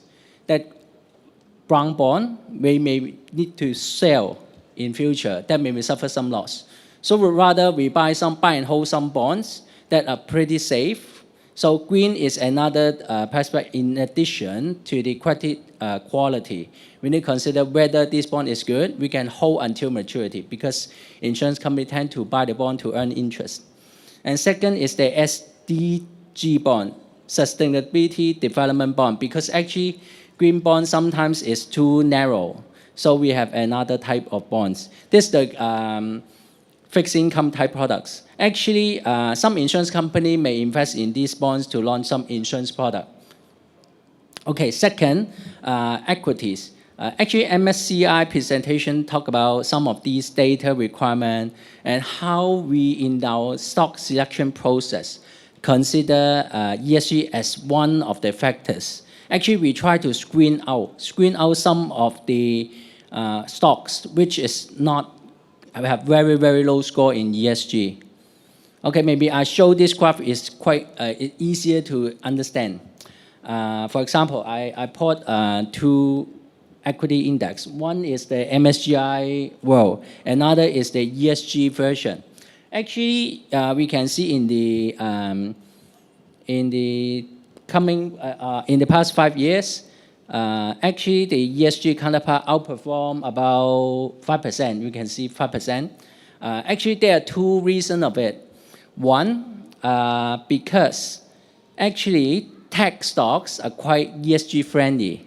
So we all know that ESG tech stocks are quite performing very well in these few years. So that's one of the reasons. And second, a lot of buying powers to diversify. They need to do some green investment, ESG investment.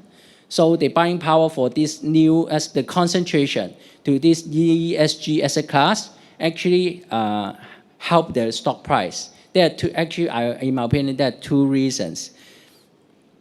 Okay, maybe I talk about something maybe you may know.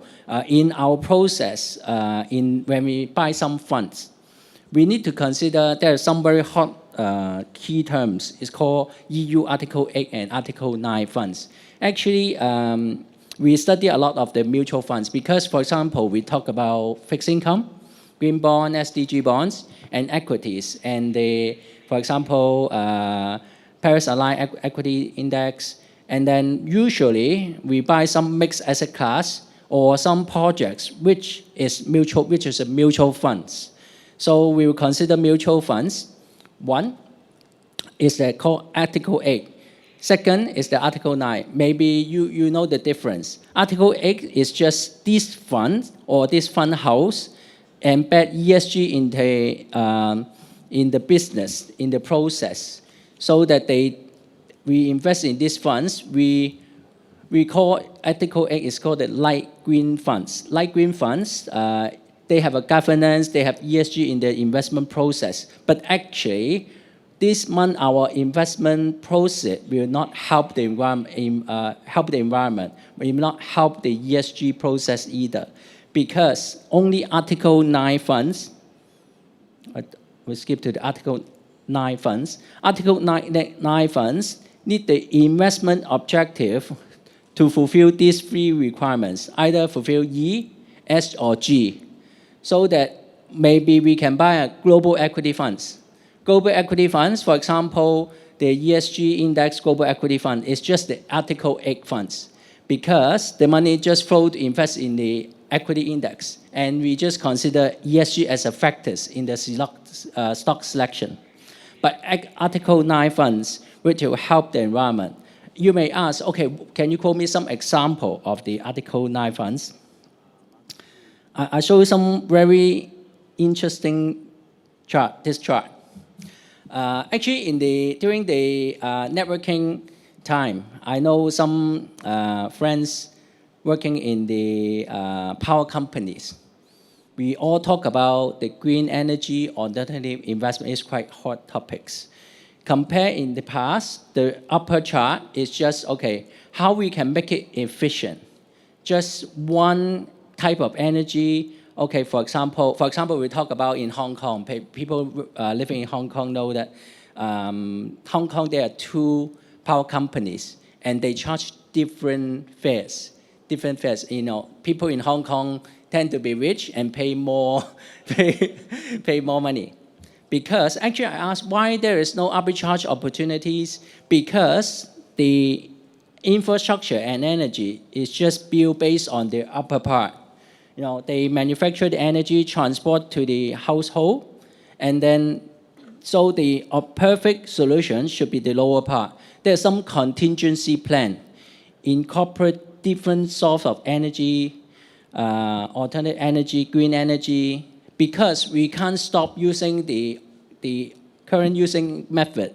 We stop all the infrastructure right now and use the new energy. It needs to be a process. It needs to be a mix. Okay, then we go back. We go back to some of the Article 9 funds. Okay, for the Article 9 funds, some very interesting topics I want to share is this. Actually, there are 6 themes. Decarbonization, inflation hedge, 5G networks, and some of the future fragile global economy, and then some of the net zero opportunities. Actually, we see a lot of the private investment opportunity sending to us around all these ideas. For example, solar energies, EV, and some of the energy sectors, infrastructure in different regions. For example, how to use the China technology in other countries in Middle East to try to make use of these opportunity. I see because private investment, that's one thing. For insurance company, we are the perfect candidate to invest in private investment because our investment tenure is quite long, like 10 years plus. And all these investment can need times for them to build the infrastructure, and we are not 100% return driven. We need to consider the risk, ESG factors, and we have long time horizon, and we can help the natural candidate to help these sectors to provide the fundings. Because just like unlike other banks, their capital charge is quite high to invest in this private investment. But for us, insurance company, we invest in some decarbonization fund, EV new investment, or some insurance company invest in some venture capital. So that actually we see a lot of these opportunities. I may want to share with you one thing quite interesting. We come across different ESG or decarbonization funds. We do see some developments in the decarbonization. Maybe we heard about the hydrogen. For example, we heard about the hydrogen. Today we heard about different people talking about hydrogen. And actually we learned this 2 years already because we may see the trend. So we may be the first batch of money to help the development of the hydrogen or the new energies. Okay, talk about a lot of opportunities. Maybe we quickly talk about some of the difficulties that why we may need a lot of the help from different providers. For example, because our insurance company is quite passive, we need to communicate because we're very worried about greenwashing. Because insurance investor, we launch one products, maybe some people may challenge, okay, this is not green enough because there's no single standards. There's no credit rating standards or no unique standards. So we need full transparency, true transparency, and we need a lot of resources to engage with the regulators, to engage with different product providers, data providers, to help us to communicate clearly. Okay, and next we talk about actually this chart is quite complicated. We need to communicate with our customers, with our regulators. We need to communicate with different parties. We also, because there is no single standards, there are different providers. For example, I'll just call one example. We invest in bonds. We invest in a green bond. But then this green bond is not a unique standard. Maybe one provider say it's a green bond, another provider say, okay, they make some business decision is not green, it's just like green. So at the time, we don't want to expose ourselves to the greenwashing risk, so we'd rather do it ourselves to help the environment first, unless the whole environment have a very clear standard that we want to launch some green products. So we think of some ideas how we can make use of ESG to further promote ESG. Okay, first, it's quite simple to launch products based on 100% green investments. But then, as I mentioned, we need full disclosure. And second, it's easier to do to have this product wrapped in an investment product, because insurance products sometimes can show as a mutual fund link products. Then we add these ESG funds, Article 9 funds, or ESG equity funds, different impact funds into our platform, so that the customers know they're buying the underlying fund, which is ESG. Not our products have a ESG. That will enhance the transparency. So in conclusion, I see the market actually is developing, but then as of now, we still need some standards, unique consistency standards to facilitate us to launch some insurance theme products, and otherwise you will expose to some greenwashing risk, which we don't want. Okay, thank you so much. Thank you very much, Mr. Terry Leung. Next, we will have a panel discussion session on the topic Empowering Climate Action, the role of gender lens investing in ESG strategies. Before the panel discussion, please join me in welcoming Mr. Jonathan Wong, Chief of Technology and Innovation, SCAP, for his opening remarks. Let's welcome Mr. Jonathan Wong.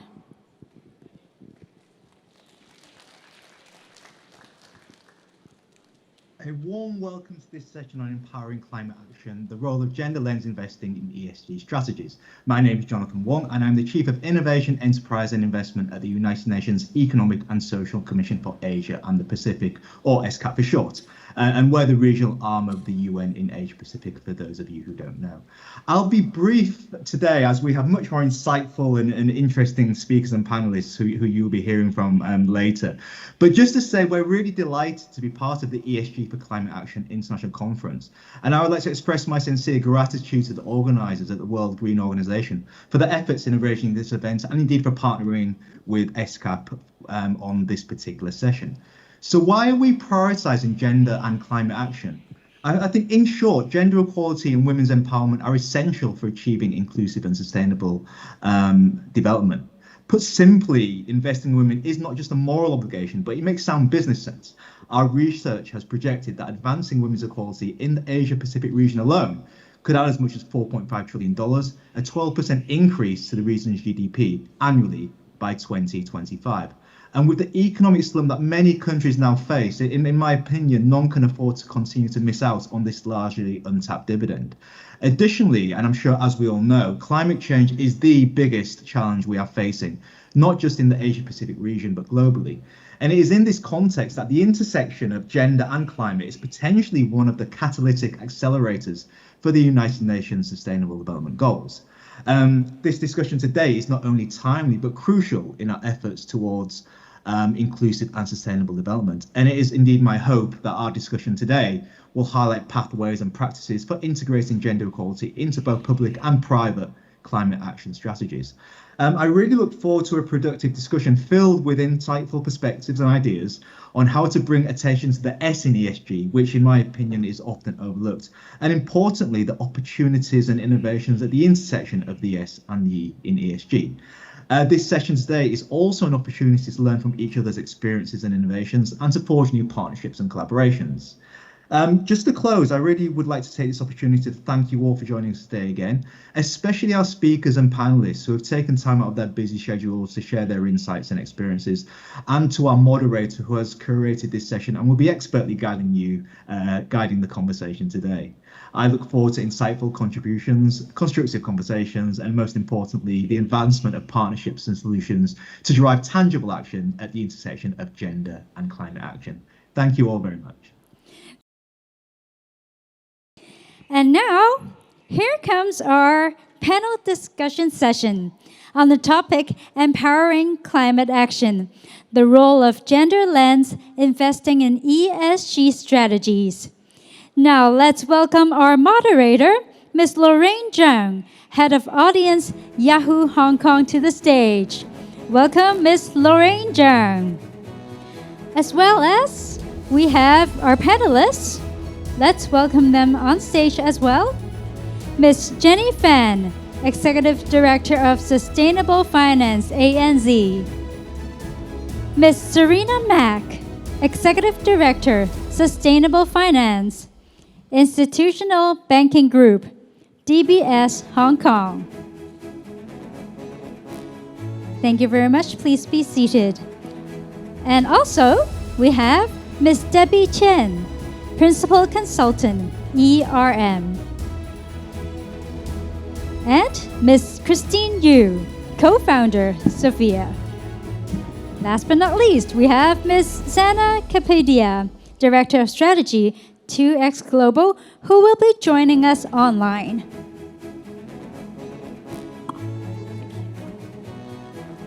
Thank you. The floor is yours. Thank you very much. Good afternoon, everyone. Welcome to our panel discussion today. The topic we have today is the Empowering Climate Action, the role of gender lens investing in ESG strategies. My name is Lorraine Zhang from Yahoo Hong Kong. I'm the moderator of today. Joining us is our distinguished panelists who will shed light on how gender lens investing can be applied and impact sustainable development. On the stage, we have Ms. Serena Mack, Executive Director of Sustainable Finance at DBS HK. Ms. Jenny Fang, Executive Director of Sustainable Finance at ANC. Ms. Debbie Xian, Principal Consultant at ERM. And we have Christine Yu, Co-Founder of Sophia. And also we have Sana Kapadia, Director of Strategy at 2X Global, who is joining us remotely. Hi, Sana. I want to kickstart the discussion with you because you are the expert of gender-smart investing. Why is it so important for us to double down the S, which is the social aspect in ESG strategies? Thank you so much for the opportunity and for the question. I think the previous speakers also really set the stage for that question. I might add a few billions to why it's important. I thought I would kick off with an example. So in 2020, Japan's largest pension fund, GPIF, put $2.9 billion into a gender lens equity fund with equity data that has 19 different indicators around what it means to be a gender smart company. And as a pension fund, to make that commitment to gender and diversity was really being underpinned by saying that gender is a material factor for investment analysis. And as stewards of money and thinking about ownership from a sort of broader long-term perspective, that this is an aspect that needs to be considered in our investment decisions. And then later in 2023, GPIF put another $3 billion into a broader sort of diversity fund as well, with more of a Japan and Asia focus. So that's on the public markets equity side. On the private market side, under the 2X Challenge and the organization that I represent, 2X Global, over the last 5 years, we've invested over $27 billion in emerging markets in particular with a gender lens. And this is, as Emma was saying, across a level of criteria. It could be in gender smart businesses where women are the leaders, the owners, they're on the board, the investment committees are diverse, all the way down to the products and services that benefit women and girls. And so those are some of the numbers around this. And I think from a broader perspective, it's looking at how are you future-proofing your portfolios as investors? Where are we thinking about material factors, mitigating risk, but also looking at opportunities? And there's a lot of incredible data out there with regards to the benefits that gender and broader diversity brings, whether it's the IFC report that suggests investment teams that are more diverse have a higher 20% net IRR, or a McKinsey report talking about $28 trillion that's lost without women being in the broader economy. And I think that this is a very interesting moment for us as an investment community, because we're also seeing a lot more regulation and disclosure, thinking about all the work that the ISSB has been doing, the International Standard Setting Board, and the sort of sub-pillars of the Task Force on Climate-Related Disclosure, as well as nature-based disclosure. And there's another thread around inequality and social-related disclosure. So investors all across the world are paying a lot more attention to these systemic issues, and bringing gender into climate and into other investment decisions is material and beyond the moral imperative. It's a smart way of investing to have more positive outcomes for all people across the spectrum. So I'll leave it there, and then maybe later we can pick up on some more climate and gender-specific examples as well. Thank you so much, Sana. So the next question will be for you, Christine. Christine, you are a co-founder of Sophia. It is a financial education institution that helps a lot of women to build their wealth. So in your experience, what do you see the role of financial inclusive and having women as the decision-making in financial decision? Why is it so important?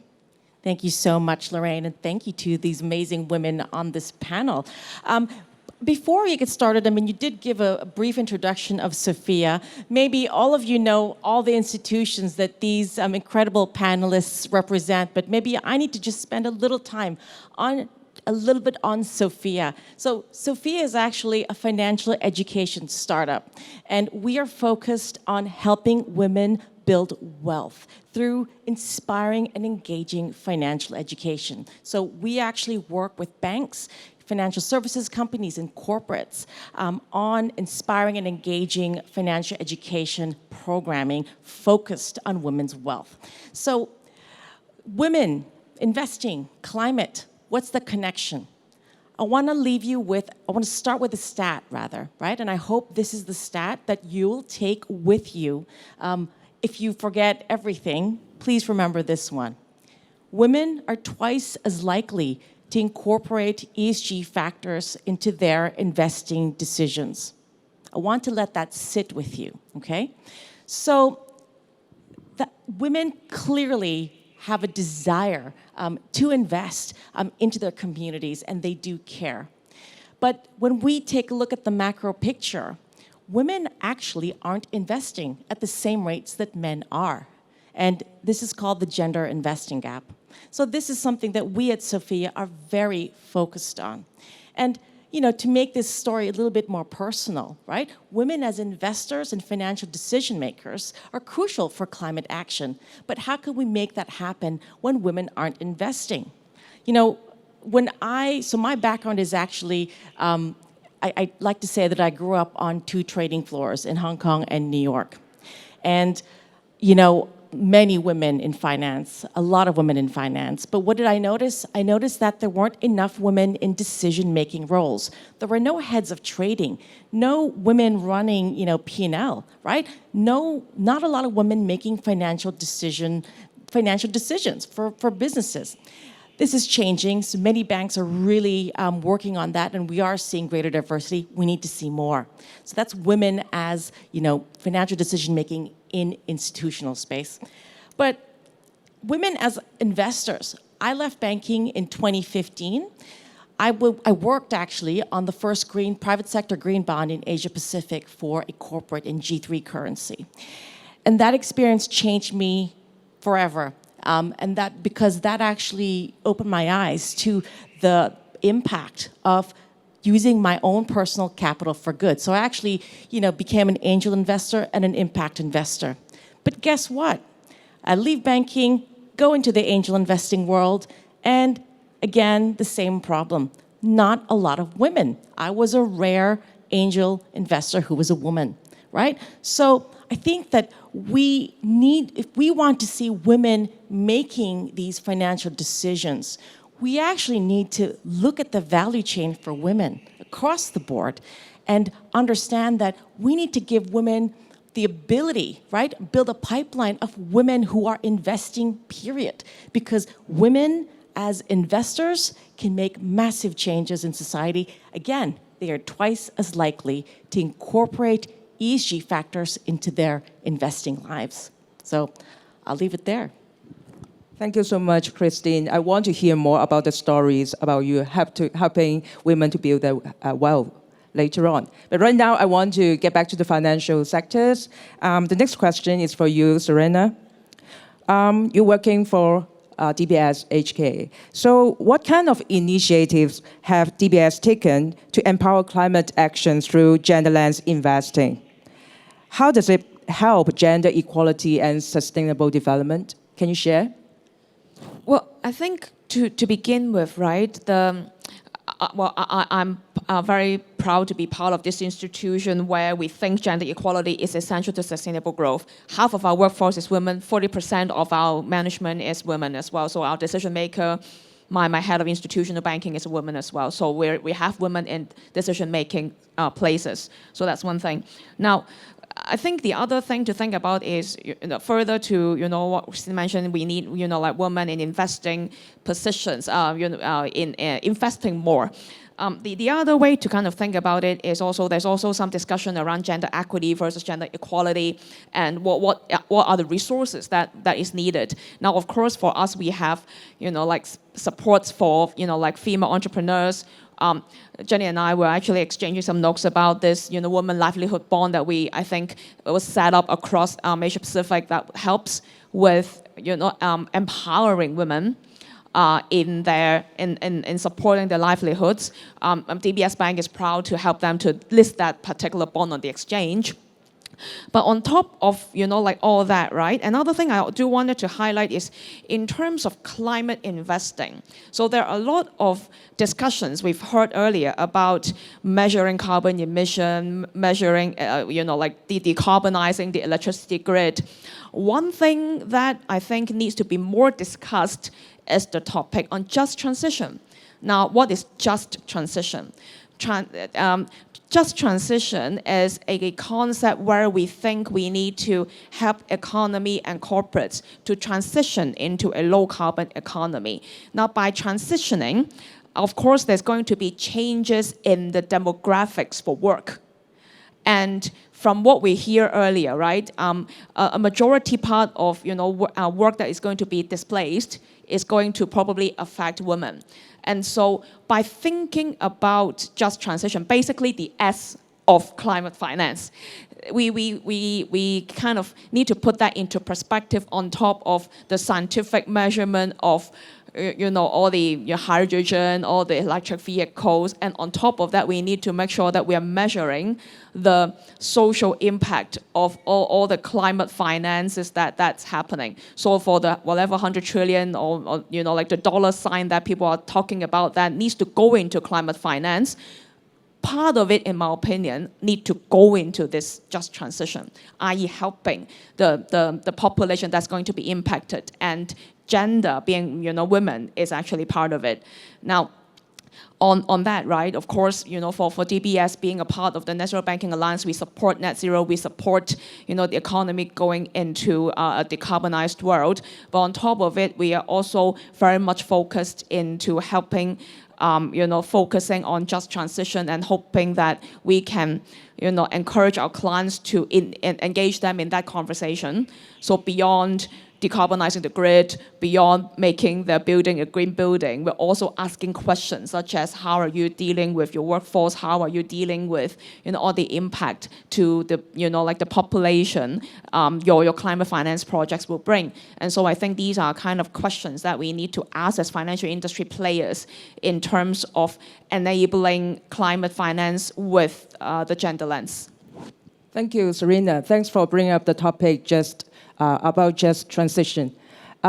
Before that, I want to get back to about, you mentioned about WLB standard, and that's what I want to follow up with Jenny. Jenny, let's talk about the orange bond. Could you share some insights on the orange bond?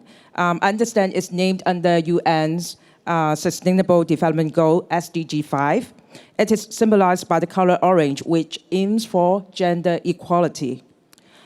Orange Bond is a sustainable financial tool that designed to eliminate gender bias and enhance the quality of life of women. So can you tell us how does it work and contribute to gender equality? And can you share some of your experience too? Sure, thank you, Lorraine. First of all, it's a great honor to be here, and what an amazing panel. I've never been on an all-female panel. So whatever stats that people were giving out, we're definitely killing that stat right now by being here. Going back to, Orange Bond and SDG 5, I think first of all, we have to recognize that, despite that what Serena said at DBS, that they're female in leadership, there's actually a consistent lack of female in leadership. I think Emma previously mentioned there's only 8% of boards who have female leaders or CEOs. Research has shown that it's going to take us 140 years before we can reach gender equality in women and men leadership, essentially. So that number is shocking to me. That's beyond my lifetime. So I will never be able to see it in our lifetimes. So, and to give it a bit more perspective and bringing it back to the finance world, only 1% of the bonds right now go to SDG 5. And to give you more broader context, out of all the sustainable investments that we do in the world, that's over $40 trillion, only 17 billion, I think it's slightly lower than what Sana quoted, but from my stats, only 17 billion goes to a gender-labeled financial product. So that's only 0.0425%, which is very, very, very low. So we tried to tackle why this was the case, and we found some common challenges or problems that we saw about gender investing. One, issuers said, there's misconception about how complex it is. Two, they found that there were very limited prescribed eligible criteria. Three, there were inconsistency in reporting. So we wanted to address that. We formulated the Orange Bond Initiative back in March 2022. So ANZ was part of the steering committee, along with Yuen Capital Development Fund, along with the US International Development Finance Corporation, as well as the Australian Department of Foreign Affairs and Trade, and quite a few organizations. And what our goal was to unlock 10 billion by 2030 and to benefit 100 million women worldwide. And we came up with 3 Orange Bond principles, and the 3 was, 1, it has to be gender positive use of proceeds or capital allocation. 2, there has to be gender and diversity on the board or of the issuer. And 3 was that there was a transparency in the investment process and the reporting as well. So the Orange Bond principles was launched in October 22 to kind of address these concerns and to provide, standard or taxonomy, if you will, to give further clarity to the investment world. And since then, so in December, the first Orange Bond was issued. And it was a $50 million dollar bond by the IIX, so Impact Investment Exchange, which is a Singaporean issuer that Serena mentioned earlier as well. So that was the first time that we've done. Wow, thank you so much, Jenny. I hope that it won't take 140 years to really actualize. We see the gender equality in financial decision making. But apart from financial institutions, I think all other corporations also need to work hard in order to get more gender equality in the world. So the next question is for you, Debbie. You have so much experience working at ERM and working with so many multinational companies and businesses. Do you notice any special trend that a specific industry with increasing focus in implementing ESG strategies with gender focus? Can you let us know the example of one of your clients?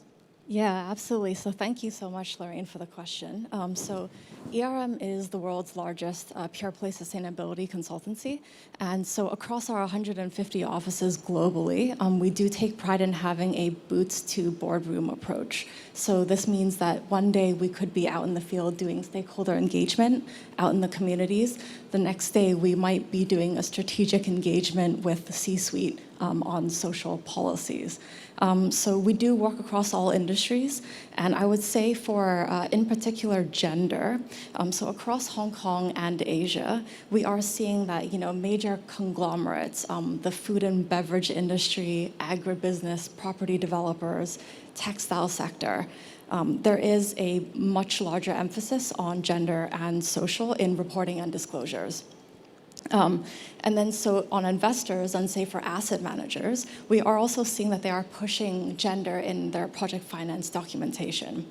So in terms of best practice examples then, so we do work on a lot of capital investment projects. So, at the moment, for example, there is a water supply company who is looking to expand their distribution systems.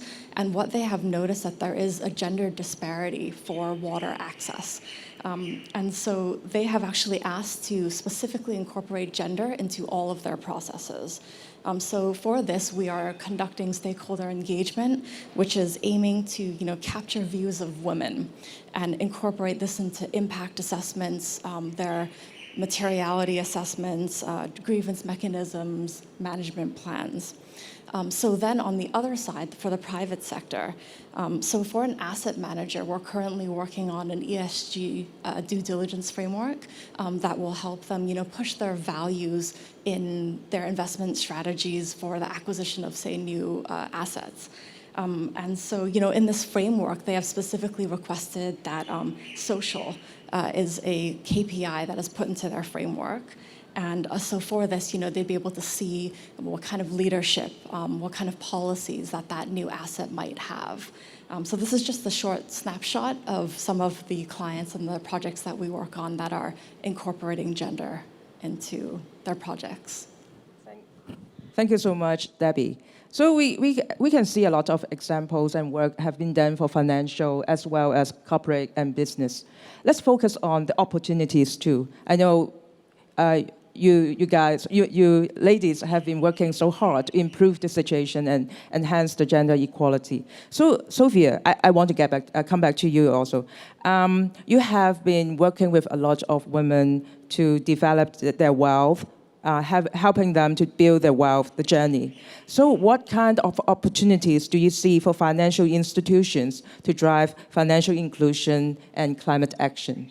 Thanks so much, Lorraine. By the way, everyone calls all of us co-founding Team Sophia. Just so you know, it's just a very common work hazard. But yes, no, I think that there are so many, there's tremendous opportunity in serving women as an underserved customer demographic. And that's actually what we do. So we do work with the most incredible banks. So we work with the likes of JP Morgan and HSBC on inspiring and empowering pathways to wealth creation through financial education targeted at women. So it is actually a $700 billion opportunity.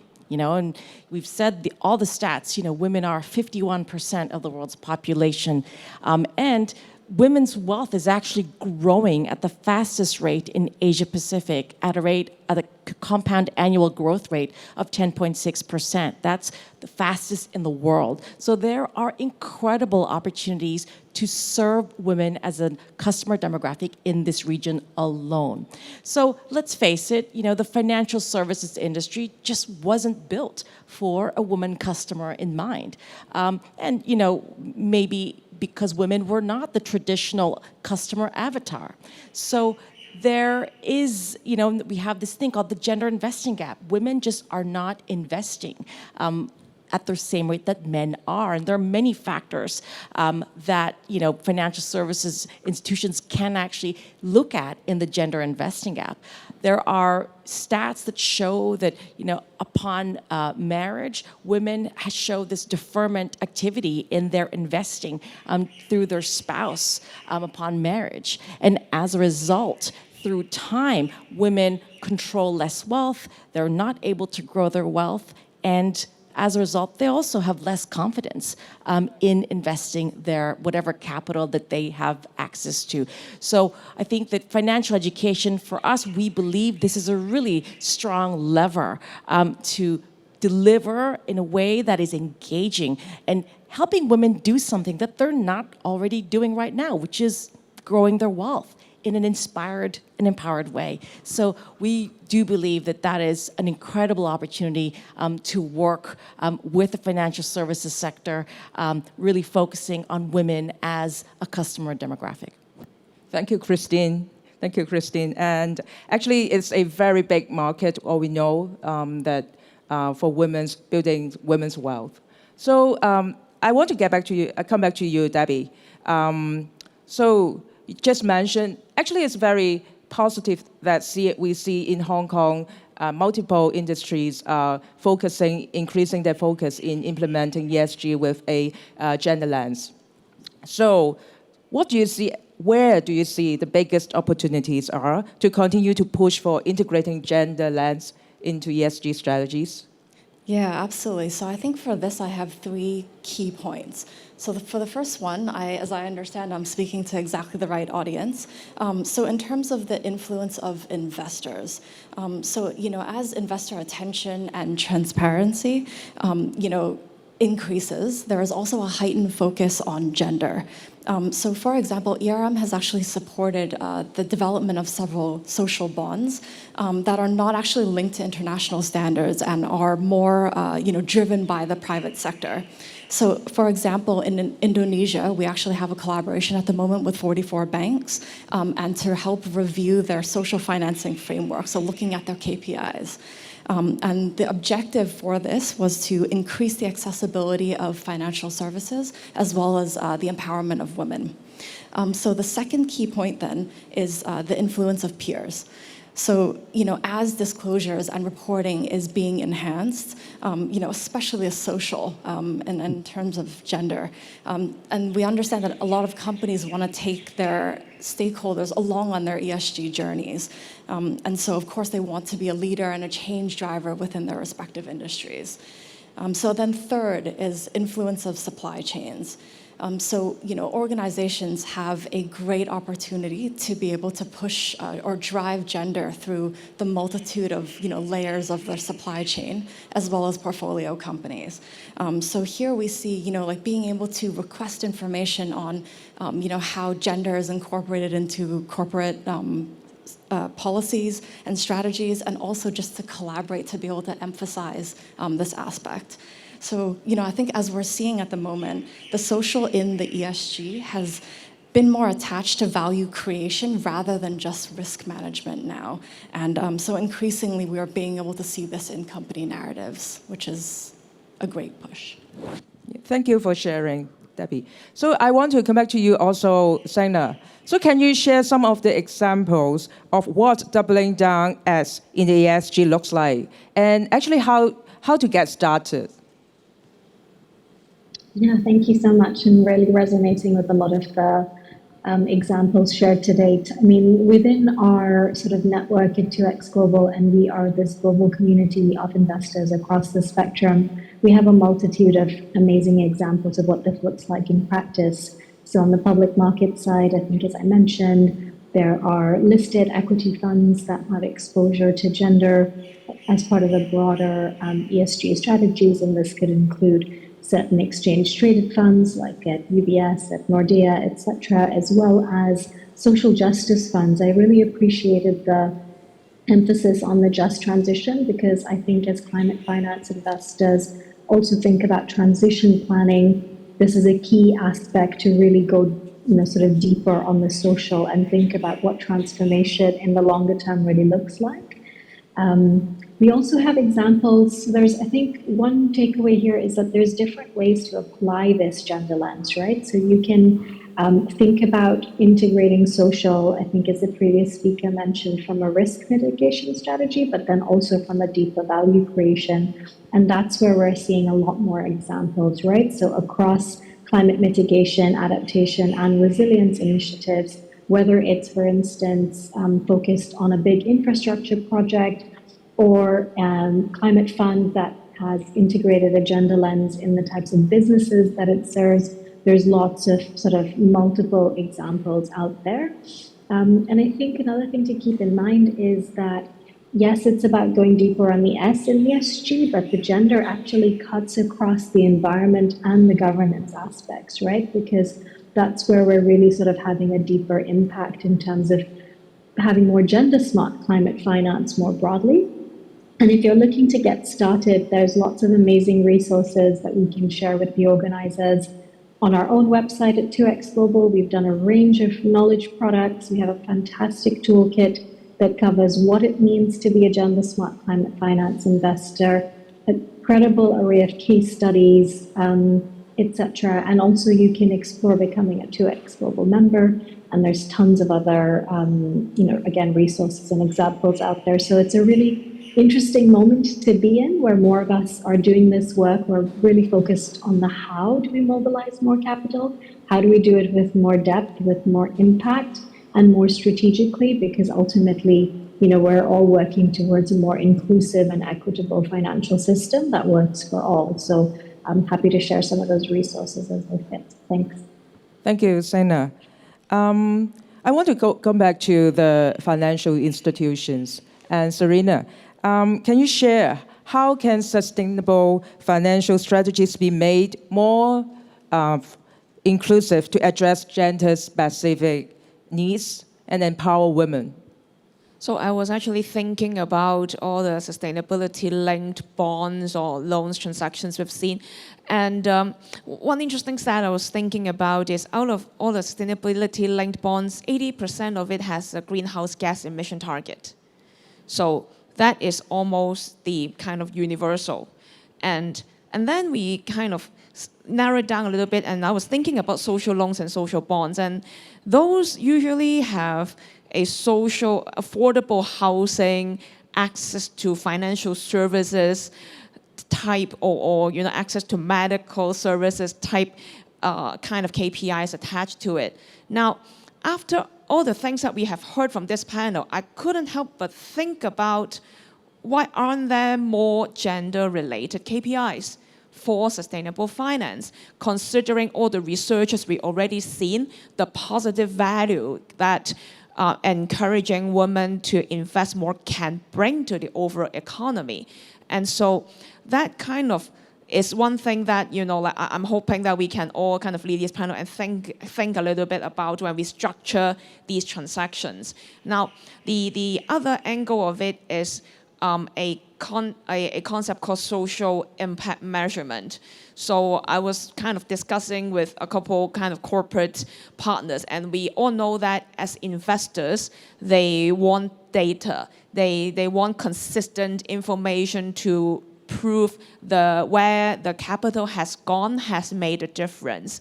And consistency in that data to be able to showcase that impact is key.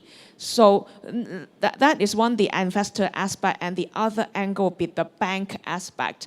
As our fiduciary duty, we also have to ensure that we know where the capital is going to, and that the targets in sustainable finance that we have set up does make sense and is meaningful and ambitious.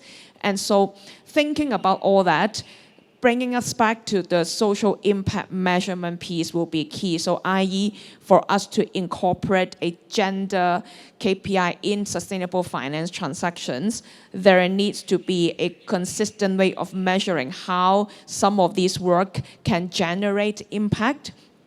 Once we have that, I think that is going to help to, as a lever for the community to utilize all the data points that we have heard today into promoting more gender-biased investing. I totally agree. As one of the speakers just mentioned, if you cannot manage something that you cannot measure. Okay, Jenny, I also want to continue the question with you about the orange bond. You know, ANC is the lead bank for WLB5 and the world's first orange bond. Can you tell us more about the transaction and how it empowers women economically, and what are the key learnings? Sure. I recognize that it says 2 minutes left, so I better wrap this up quickly. So, as mentioned before, the bond was for IIX, which is a Singaporean issuer. As a matter of fact, the Women Lively Bond, we're up to Series 5 now. So the first one, actually, DBS and ANZ joined forces in issuing this. And now we're up to the 5th one, upcoming the 6th one. So in total, it has mobilized 120 million. And the 5th one, which is the first orange bond in the world, was for $50 million. As mentioned, it's the first orange bond and it's the largest bond in the series so far. So what we expect this orange bond to do is to mobilize and empower 280 to 300,000 women from disadvantaged communities or low-income rural areas, and to help them to transition to like sustainable livelihood and improve their quality of life. So the proceeds went to 8 high-impact enterprises based in Kenya, India, Indonesia, Cambodia, and the Philippines. And it's a very diverse mix of sectors that we saw. So it includes microfinancing, clean energy, lending institutions in SME, sustainable financing, sustainable agriculture, water and sanitation, and affordable housing as well. About 20% of the proceeds did go to green causes as well. So in women, empowering women to think about climate change as well. And we did see that this bond were able to grow IX's investor base to more institutional investors as well. To wrap it up, the number 6 is coming as well, and Women Lively Bond 6 is coming in December this year, and this time we're targeting 100 million. So we're just going from strength to strength from here. Wow. Here comes to the end of today's enlightening section, Empowering Climate Action, the Role of Gender Investing in ESG Strategies. I'd like to express the gratitude to everyone who contributed to this event, especially to Mr. Jonathan Wong, who provided opening remarks, and also to our keynote speaker, Emma Jones, for her insightful presentation. And also, I want to express my appreciation to our panelists, Serena, Jenny, Debbie, Christine, and also Sena, who joined remotely. Last but not least, I think it's so critical that we understand that it's important to with gender equality in our climate action strategies. Those are not just abstract concepts, but it's all actionable, and let's work together to make it better. Thanks so much for your sharing and your participation. Have a nice day. Thank you very much, ladies. Once again, thank you, Lorraine. Thank you, Jenny, Serena, Debbie, Christine, and Sena. Please be seated. Thank you very much. And now it's near the end of our session today. Ladies and gentlemen, before we close today's conference, please put your hands together and welcome once again Dr. William Yu, Founder and Chief Executive Officer, World Green Organization, WGO, for the closing remarks. May I once again invite Dr. William Yu.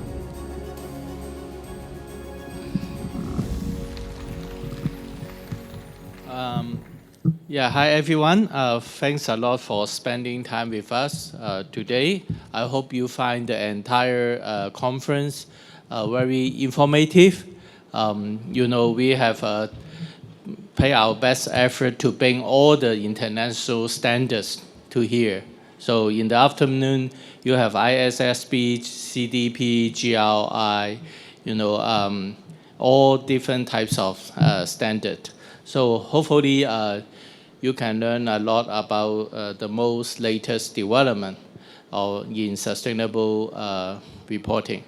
So for tomorrow, I hope you will find it continue to be informative and inspiring because we will talk about the carbon trading. We have invited different standard to the global standard to talk about carbon trading. Not limited to some Western standard, we also have invited Shenzhen Carbon Exchange, Shanghai Carbon Exchange to share about the latest development of carbon trading in mainland China. As you know, they become the largest carbon trading market in the world. We will have different sections covering some new sustainability development, as well as we will have some other standard like red risk on media scan kind of screening, and for corporate, and also gold standard, as well as we are going to introduce Green Deal. You will know more about the initiative developed by the United Nations, and also some new technologies and ESG digital platform. So we look forward to seeing you tomorrow. Thanks very much. Welcome to join us tomorrow. Thank you. Thank you very much, Dr. William Yu, once again. Thank you for organizing the event. It's been a great day today. And ladies and gentlemen, this concludes today's conference. Thank you once again for attending our conference. It's been a pleasure to be here with you throughout the day. And we have arranged shuttle buses services. And the first bus to Admiralty MTR will depart at 5:50. The second bus will depart at 6, and the third one will depart at 6:25. All buses will go to Admiralty MTR station. And outside the door at the registration area, we do have signs there. We'll meet you all there, and our staff will bring you to the pickup point later on. So please note of the departure times, 5:50, 6, and 6:25. So we look forward to seeing you tomorrow again at 9:30. See you tomorrow. Thank you very much.